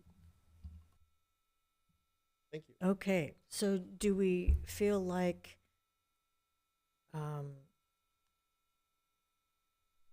we've met that requirement? So I would go on the honor system, President Craighead. If each of us individually feels that we've upheld those three, and we're unanimous about it. I'd want to go back and check. I'm sorry, what are you checking? Where my campaign contributions came And it would only be effective since June, right? For the prior 12-month period, right. But so for decisions from June when this was adopted to today, right? Correct. Even if we received campaign contributions in the last 12 months, it's only on action items since June. Well, the government code provision would have required you to identify that before that. Right, But through, as it through our relates to disclosures and all that stuff. Yeah, as it relates to your ethics statement. Correct. It would have been as of June. Correct. But here I'm talking about this specific policy that we adopted in June. Correct. That still adheres to state policy. It does. So does that make any difference for you from June?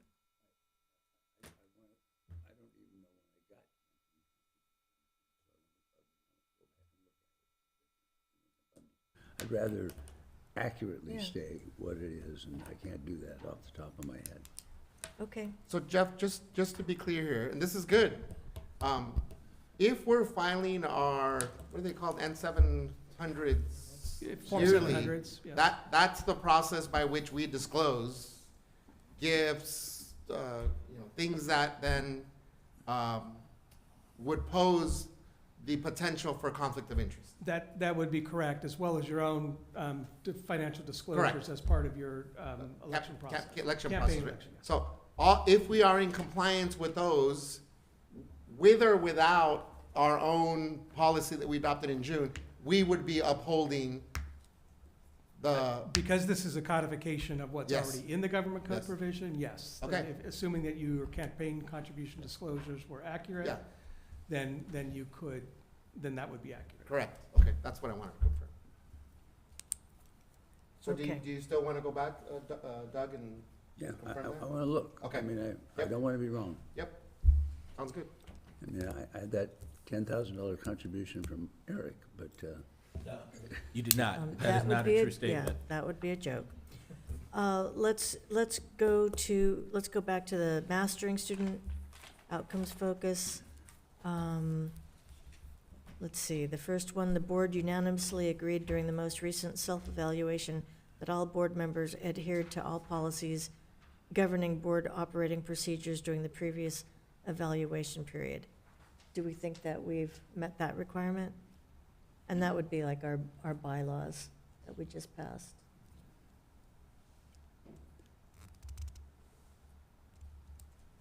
Do we feel like we've met that requirement? We're not feeling confident there. no. Okay, we'll go to the next one. All board members and the superintendent agreed during the most recent self-evaluation that none of the board members have given operational advice or instructions to staff members. Yes, I think we can do that. I mean, I can. So that's another on your honor thing. Are we feeling okay with, I mean, we passed a policy that said that we would not provide. right, operational right. advice. So, on your honor, do we feel like we've adhered to that policy? Yes. Yes. Yes. Okay. For the record, Dave Miranda is wearing Chargers lanyards on his own fruition. Moving on to the next one. All board members have memorized all of the board's goals and the current status of each. You gonna test us, President Craighead? No, because then I would need to be a part of that, and I don't believe I have memorized all the current status of each, to tell you, just to be honest. Okay. And then the board conducted a quarterly self-evaluation during the previous 3-month period, and, or annually if the most recent score was 80 or higher, and unanimously voted to adopt the results. Well, we're working on it. So we remain at 1 point for that one. I don't think we've earned any more than we did last time on that. So the last domain is continuous improvement. All the items on the far left column are false, so we move to the next column. And we know that the board tracks its use of time and reports monthly the percentage of board authorized public meeting time invested in monitoring the board's goals and interim goals, and we know that we're at 25 to 50%, so we've met that one. And the next one, the board tracks the estimated annual cost of all staff time invested, et cetera. There's more to it, but we have not yet met that one, but our staff is working on that. They will receive training from our coach, or is there a question on that one? Just confirming what you just said. Oh, okay. Yeah, I'm gonna look around. There will be training on it hasn't happened yet. Is that true? Well, anyhow, I know that there will be a training on that. And then the next one, the board has provided time during regularly scheduled board authorized public meetings to recognize the accomplishments of its students and staff regarding progress toward goals and interim goals. We're going to check this one off. Staff does a fabulous job of uplifting our students in schools that are doing well. So that's a big one. Yes, I don't know, Dr. Baker, do you want to? We have some, I wouldn't check it off right now completely. We have some additional ideas to share with you in the implementation team meeting that are specifically focused on the goals and guardrails or the goals themselves, because there's a cascade of looking at those data points by school. And so we have some additional ideas for that. So probably in the way that it's written here, haven't done it yet. Okay. Well, thank you for that. And then the last item in that column, the most recent board self-evaluation took place no more than 12 months ago using this instrument. We just did that in July. So we can check that one off. And then moving to the next column for meeting student outcomes focus, the most recent board annual self-evaluation took place no more than 45 days before the most recent superintendent evaluation. And I'm not quite sure about that one because I'm not sure what date we're using for the evaluation, because it's kind of a process. I mean, I wouldn't, just because you're not going to go past the approaching column. Right. It's probably just naming these as what we're striving for. Right? What you're striving. Add that to our list of what we're striving for. I think we're good with that.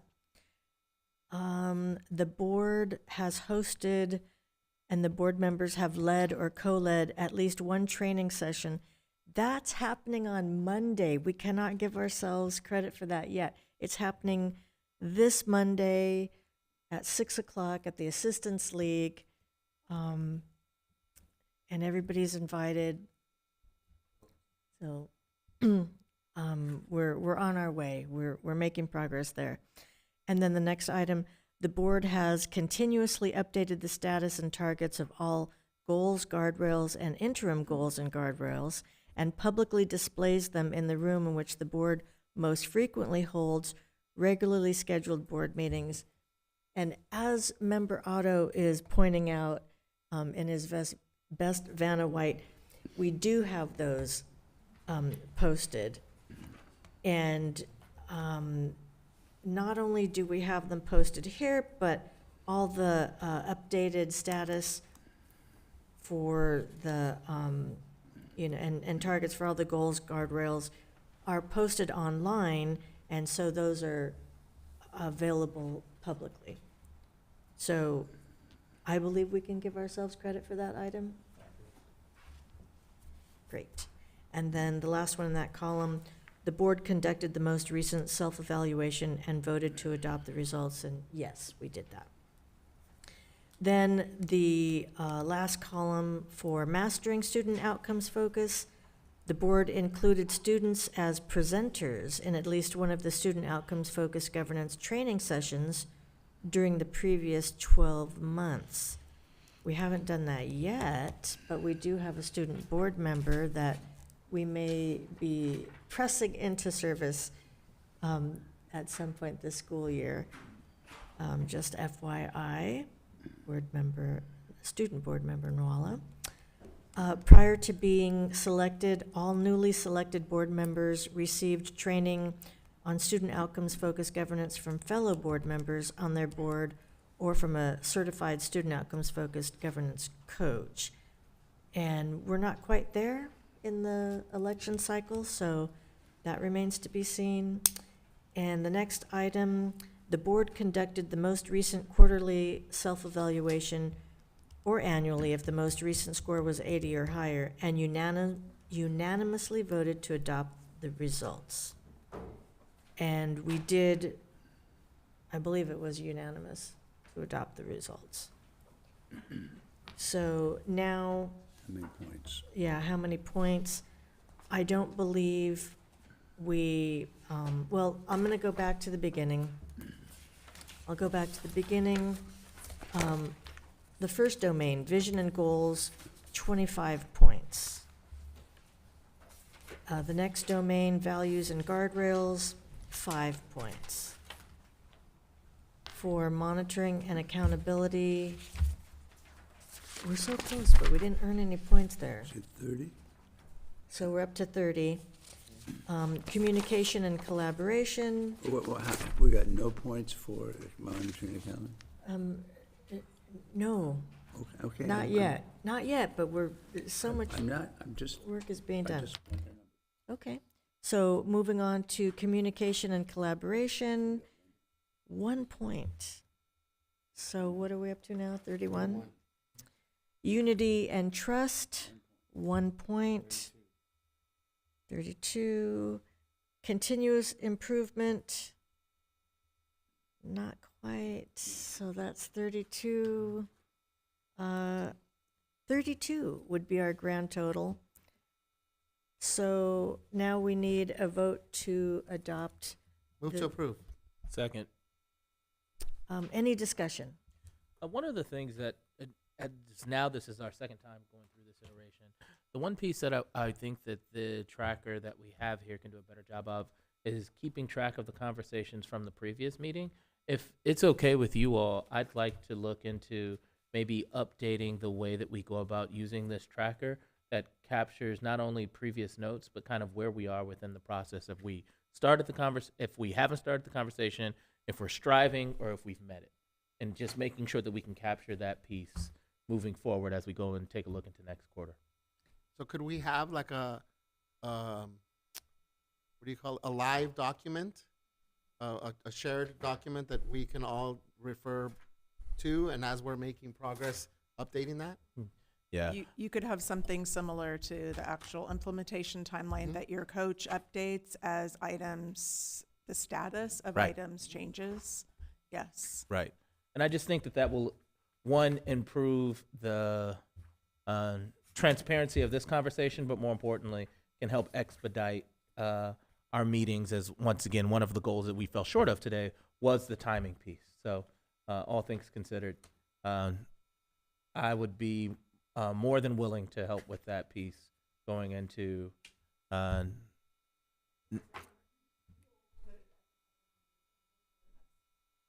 Implementation team meeting. You can enter that as an item on the agenda for implementation team meeting, so the coach will.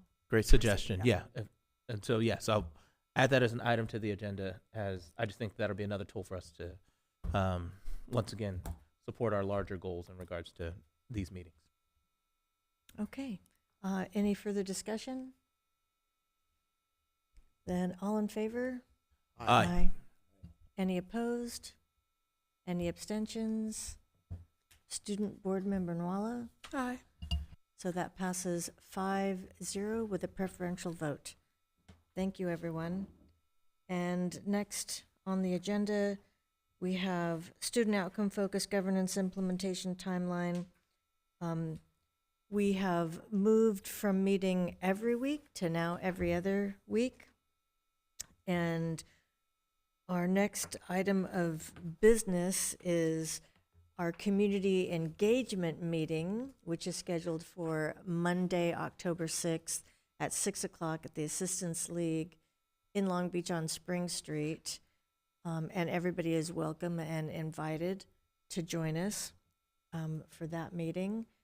Member Miller, do you have anything to add? No, I guess the one piece that I will add to what you've brought up, though, is, like you said, this will be our first one. And I think that when it comes to this process, there's going to be some changes. There's going to be some imperfections. There's going to be some things that we're continuously working on. And so as the community comes to participate, to learn more about student outcome focused governance, to find out more about the status of our goals, so on and so forth, I'm also going to ask for a little bit of grace as we go through this process, as obviously we're all there for the best intentions and the best success for our students. So please understand that as we are working to perfect these community engagement meetings, that this will be our very first one. And so we're going to bring out all of the bells and whistles, but there will be some hiccups along the way. Right. And I appreciate that because we're going first, so that's going to be helpful. And also, this is a way for us to check in with the community for our goals and guardrails. And so that's the overall theme of the meeting. It's a check-in for that. Okay, so, yes. Were you going to allow more time for? Oh, conversation yes. on timeline? Yes. So I do have a thought. So during our last board meeting, when we were on this agenda item, we were encouraged to start looking at possible venues and dates and availability in our respective areas for the next community outreach and engagement session. In doing so, I noticed that our next one is not till January. And I have been in conversation with various community partners on availability and dates. And so if you all are okay with it and there's another board member willing to pair up with me, the community partners that I've been asking have dates available next month in November. I do feel that if we wait till January, we lose sort of 3 months of momentum from this meeting. We could still keep the January one if we want to, but I don't want to lose the opportunity here because we go into then the holiday break and then we come back in January. And then if we look back from January to next week, I think there's some learnings, but there's also opportunities that we may miss. And here I'm thinking because it's going to be real hard to find dates where there isn't already stuff going on, district stuff going on, board meetings going on, holidays going on. And so what I'm proposing to the board is if we have venues and possible dates that work for us in November, could we consider that as our next community engagement outreach and session? And if November doesn't work, then we keep January, but at least we try. Yeah. So, first off, I appreciate you already getting ahead of the homework here. One of the things that we, or at least when I was helping with putting together the calendar, was considering was 1, bandwidth, 2 was the holiday season, and then 3 was staying within the guidance of our student outcome focused governance. And so when we talk about having our community engagement meetings back-to-back months, I think that it goes against a couple of principles. One was giving us time to review and recalibrate. I think it also, with all due respect, I'm a firm believer in giving the staff not only a bit of time to review and calibrate, like I said, but also I just think that can be just a heavy demand. There's a lot of work from the admin team and et cetera that goes into helping us put on these events. And so to go back-to-back months, I just know that would be a lot on the team. So these were things that I considered when we were putting together, or we as a board agreed to doing 5 of these a year and making sure that they were evenly spaced. And so I think that doing it back-to-back months will put us in a situation where not only will it go against both of those principles, but I think that it also can result in maybe burnout or exhaustion. And so those are just things that I considered. But I do hear your point in saying, like, hey, if we're having our first one, it creates momentum. I recognize that. I think that that type of momentum was something that I hope would happen in January, and then in March, and then in, what is that, May? Yeah. Yeah. And August would be the last one, so.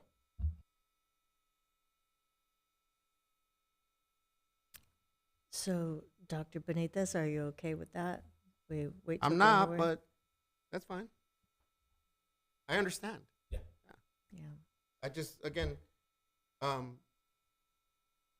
part of this is the calendar of it, right? So we're going to get caught up in the same situation in January, in March with finding that sweet spot. So I just thought the further in advance we could start identifying dates. And it's,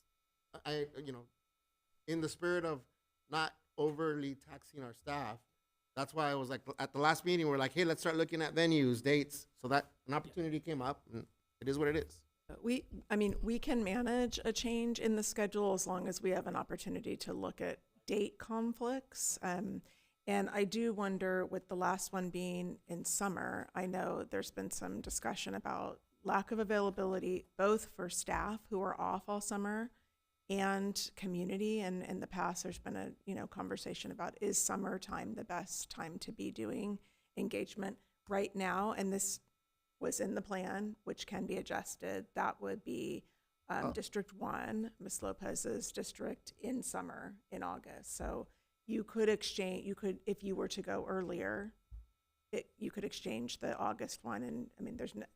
I'll honor the sentiments of Mr. Miller, and if my colleagues agree, I'll honor that for all the reasons I already mentioned. And once again, I think the other part that and I spelled that out in the plan, was that after August, we have an opportunity to regroup and revisit it. And we say, you know what, Juan was right. And we'll go into 2026, 2027, and restructure the calendar. So then just the sequencing, thank you for the consideration. Just the sequencing, Dr. Baker. So what is the order again of our areas that we're going in?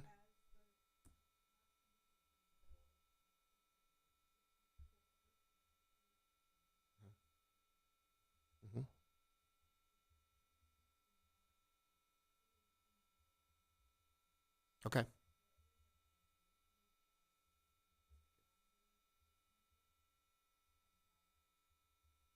We've looked at existing date for conflicts with the district calendar and have a set of dates in those time periods that could be used for a community engagement session. Great, thank you. We still do need locations, and the farther in advance that those can be provided. So for the January session, District 4, well, for all of them.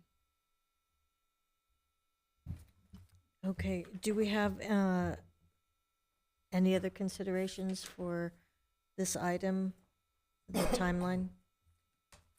In that case, we'll move on to item 16.4, Long Beach City College District Memorandum of Understanding, and that's an action item. Move to approve. Second. Any discussion? I see him here in the audience. We're talking about great Butler campus. Can you share a little bit more detail? Good evening. Yeah, I'll provide a little context. Of course, I'm here for questions as well. So LBCC has expressed interest just in exploratory talks with us as a partner agency. They're really searching for potential spaces for expansion of their programs on the education and training side of the house. They have approached us in the past about certain properties as we have underutilized spaces within our district portfolio. And really what this MOU sets forth is just the terms and conditions for potential, really for collaborative conversations, for exploring partnership opportunities that benefit both agencies and benefit the community at large. At this point, we're really not really far in advance in terms of any site-specific conversations. We really want to see this MOU kind of put forward first. LBCC approved the MOU via their board last month, which is why we're bringing it forward today. Once the conversations do advance, if they advance past the exploratory nature, I would find myself right back here in front of the board talking very specific different agreements for potential lease, partnerships, joint use efforts, things of that sort. Right. And just for confirmation, I remember this during one of the facilities presentation, that currently we're using the Butler campus as transitional housing for Washington, and that was the plan at least through 2027, 2028, is that correct? Correct. So we still have a few more years for Washington being at the Butler campus in particular. We do project potentially a few additional schools using the Butler campus. So even if conversations advance for that particular location, there's other things at play. So, Mr. Rana, just as you mentioned that it's not specific to Butler in this case, it's not specific to any campus. What kinds of things might lead us into a conversation when you're back with us and saying, hey, we're looking at this other campus or these other campuses? Yeah. And it's also our own assessment as we take stock and perform capacity and utilization studies. We've dipped in enrollment quite a bit over the years, so we're looking at space analysis of our own.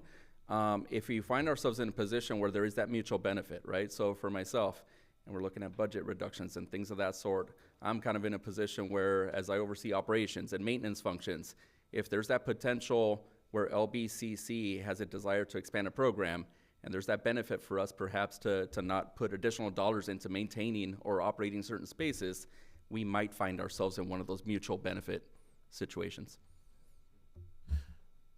Which, on a weird, jokingly architectural note, Butler is a pour-in-place concrete project, and it is fantastic. I love looking at those ceilings and the walls, and so they literally, the way that they built it, they literally poured the concrete on place and they tilt up the walls. It's fantastic. Oh, tilt-ups. Yeah. Okay, well, thank you, unless there are any more questions. Mr. Miranda? No? Okay, thank you very much. In which case, we will vote on that then. So, no? No. Okay. All in favor? Aye. Any opposed or any abstentions? That passes 5-0. Thank you, everyone. And now we are at report of board members. So, Member Miller. Yes, give me 1 second. Let me get to my notes here. Juan was applauding our work, as today we got really, really close to our goal of keeping it under 2 hours. So, kudos. Well, first off, I just wanted to thank you all for the effort that went into today's workshop. I know that the workshops are always a heavy lift by the admin team and by the consultants, and it just takes a lot of work to put on a long 8-hour day for us 5 folks, and so it doesn't go unnoticed. And so I just wanted to thank everybody who had a hand in making sure that not only did we have all of the great materials that we needed, but we had refreshments and we were well informed. And so it's just we're very, very appreciative of your efforts. And so thanks again for that work.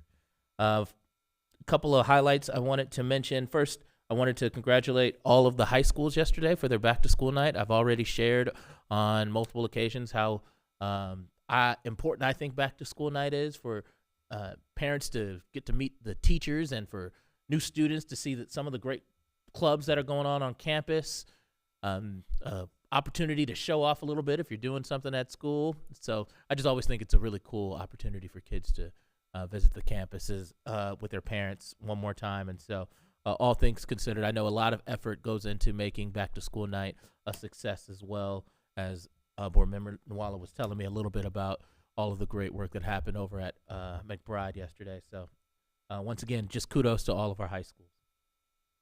A couple of updates. As first off, I wanted to acknowledge that on October 8th will be the CAC meeting. We already acknowledged all of the 186 people that signed up to be in support of CAC. I am such a big supporter of that group. I've shared my personal story of why that group is so influential to at least the fast progression that my daughter is taking, and I couldn't be more proud of where that group has gone from when I first saw it, and honestly my first interaction with the CAC. So all things considered, wanted to make sure that if there are any parents that are listening, obviously we have thousands of viewers that are watching at this moment. I wanted to remind them of the great opportunity available to them to learn more about ways that they can support their daughter or son that has a disability, and that is by attending the CAC meeting over at the TRC on October 8th. Also, on October 13th, we have the Sankofa Parent Village meeting. Once again, that's also at the TRC, correct? Unfortunately, I haven't been able to be in attendance because my daughter actually has her speech therapy meetings on those nights, or at least the last 2 nights. But all things considered, Sankofa Parent Villages have also been a great opportunity to have community, to learn more about what's going on at the district for our Black students, but more importantly, ways to support your child. And so if you are available to attend, I would once again highly, highly endorse. That'll be the end of my report. Thank you. Dr. Benitez. Yeah, I would just add, Mr. Miller, on the CAC, I think it's also an important space to help guide our district's efforts and provide input and feedback to us being able to achieve success with our students with disabilities. All right. I'll start with a quick update. I was invited to present at Best Start Central Long Beach Partnership meeting this past month, or September meeting, and they asked if I could provide some general district updates, but specifically around our early learning opportunities. So thank you to the team for helping put together a presentation, very well received. It's incredible that because of the context in our communities of the dangers and fear around congregating in person, it was a virtual meeting, but there were over 80 community members in attendance. So thank you for the invitation. Thank you for those community members that attended and that were engaged and the questions that were asked. So I'll be circling back with Dr. Baker and the team as that partnership sort of collected questions that I just wasn't able to get to that night. But as importantly, they were very interested in someone from our early learning opportunities team or members coming back for a more in-depth, because we did a very high level, I think it was only a 15, 20-minute update, because there were a lot of questions about early Head Start and CDC and all the other great stuff that our district is doing. So thank you for the invitation. I'm happy to be back. And I did share with Dr. Baker about whether there's a good opportunity for us to go back and provide a more comprehensive presentation and update. We had our Latino Heritage Celebration this past weekend. Big kudos for everyone, every single person that made that event happen, and to everyone that came out and to all the performers that were there. I think one of the most beautiful thing in the midst of the challenges that our communities are facing are seeing this district students and families out performing and celebrating, and our district being in support and solidarity with that. So thanks to everyone that had a role in that. And I was there, I left, I came back. All indicators is that it was a very successful event. So just thank you to everyone for making that event happen in the midst of these trying times for our communities. I will also be beginning my visits to all the schools in my area. So last year, in coordination with school site staff, I did morning check-ins, just showed up with some pan dulce and coffee, and just checked in with parents, staff, students. I just touched base with Patricia today, and my first ask of Patricia is, hey, can we do this again? So I'll be starting off with Franklin in a couple of weeks. Ruth actually has an ongoing meeting with parents there in the morning, and then I'll circle back with all the schools in my area to visit. And again, just to check in, share some updates from our district. But for me, it's more of a listening opportunity on things that we can be responsive to and supportive of, and lift up all those wonderful things happening at our school site. So please, if you're one of the principals at those schools, we'll be reaching out to you. And I'll start those visits through the remainder of our fall semester. Thanks. That's my report. Thank you. Mr. Otto?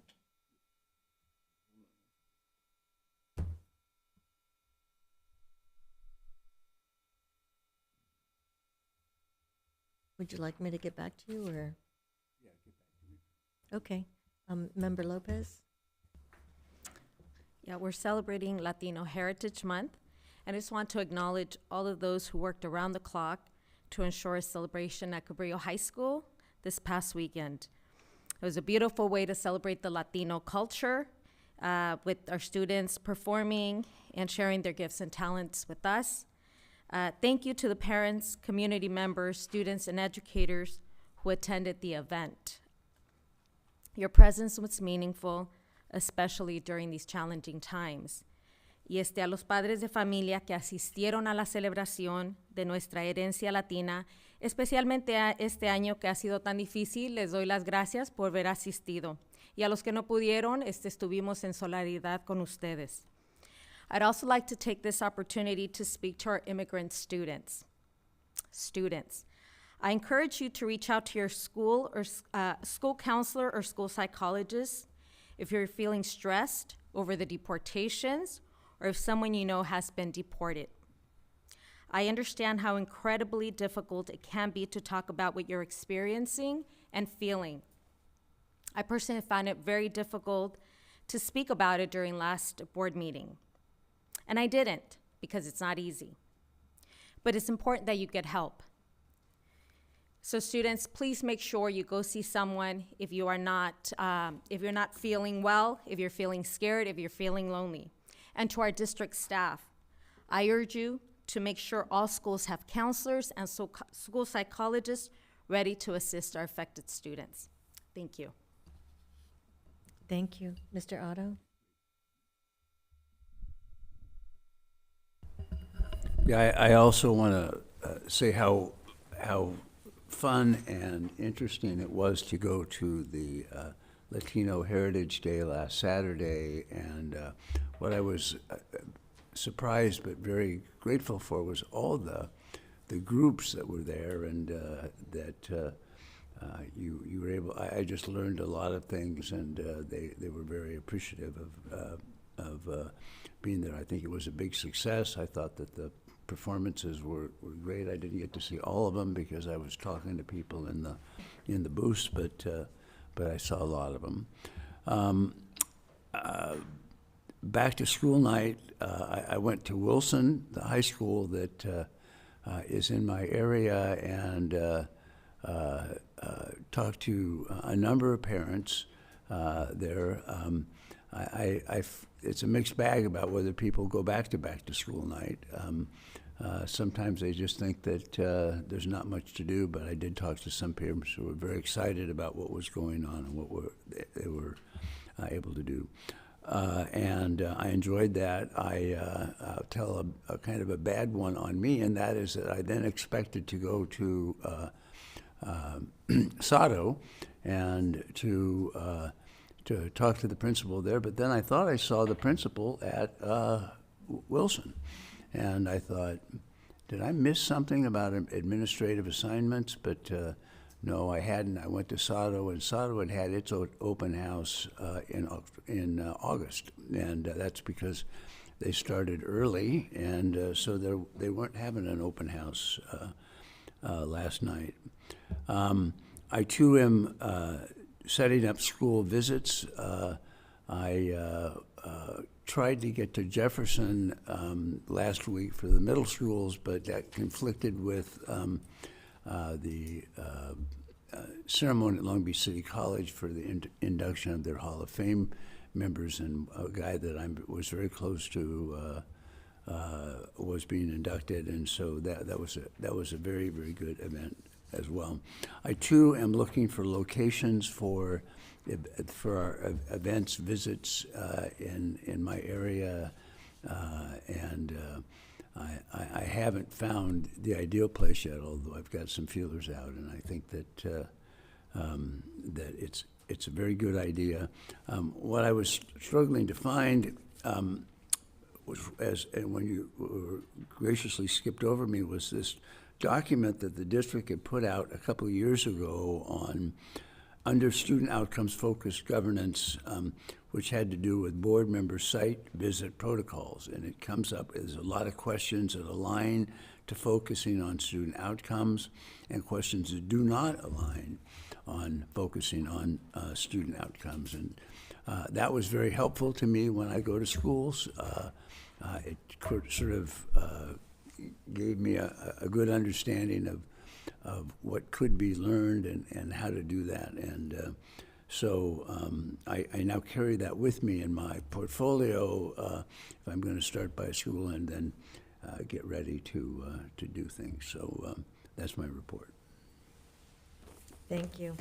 And I'll just join my colleagues in thanking staff and everybody who made it possible for our Latino Heritage celebration on Saturday. It was beautiful. It was nice to be with everybody. And also the community aspect of it. There were there was another event that was scheduled to happen the same day, and our staff made it possible that we combined celebrations. And I just think that speaks to our strategic plan for community engagement, community involvement. And I was very happy to hear that. And the organizations and the organizers of the separate event that joined ours, very appreciative and very happy that that was able to take place. So thank you to staff, and thank you for everyone in attendance.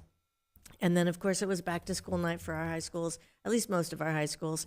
And I attended Milliken, and it was a very well-attended event. I tried to park, and I ended up driving through the neighborhood for a while, and then ended up parking a little bit far, which was, it made me very happy because that meant that a lot of parents were participating.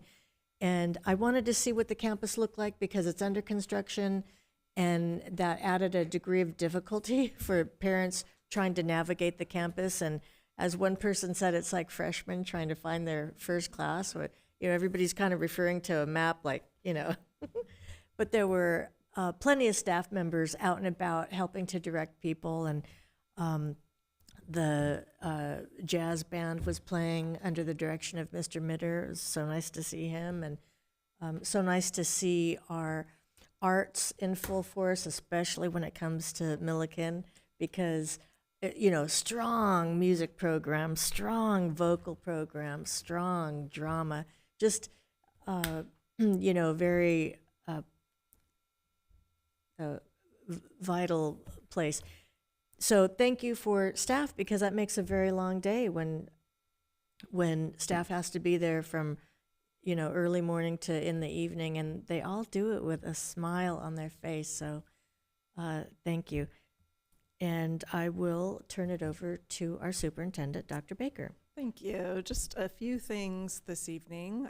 First of all, October, since it's October 1st, October, we also celebrate Breast Cancer Awareness Month. And as a breast cancer survivor, I want to express my appreciation. Our Office of School Safety leads the Pink Patch Project. They raise funds through t-shirt sales and other things that celebrate breast cancer awareness, and then they donate that to the Todd Cancer Center. And I last year had the pleasure of joining them to give their check to the Todd Cancer Center. Also, our schools do a lot of fundraising for breast cancer awareness as well. And so if you have an opportunity to be at a Pink Out football game, I encourage you to celebrate breast cancer awareness with them. Mr. Itzen and team, they are now engaged in the beginning phases of our implementation of the district's device use and social media safety policy. And something really special that's going to take place this fall is a speaker series kicking off on October 13th at Milliken High School in the auditorium. Information has just gone out district-wide for this opportunity to hear experts in the field speak about our policy and speak about the research that backs up that policy. The first speaker will be Ed Peisner, the founder of the Organization for Social Media and Social Media Safety. He has a whole story as to how he got into that field, and he, along with Chris Sitzen, will provide a wonderful opportunity about finding safety and balance in our digital lives. So I hope we will have great attendance. There's plenty of room in the Milliken High School auditorium for lots of people to attend. And then just appreciate the resolution that was passed tonight, acknowledging and honoring our principals. And so to hear Mrs. Craighead, hear you read that resolution, getting down to the 5th paragraph, whereas school principals are expected to be educational visionaries, instructional leaders, assessment experts, disciplinarians, community builders, budget analysts, facility managers, special programs administrators, guardians of various legal, contractual, and policy mandates and initiatives. They are multipliers of good teaching, key to teacher retention, and second only to classroom instruction among all school-related factors affecting what students learn at school. Sounds to me like a description of super people, and we are so fortunate in our district to have an amazing group of principals who represent what that resolution states. So thank you to our principals. And then lastly, also celebrating Jules Rodriguez, who you saw a video spot on tonight, Nelson teacher extraordinaire.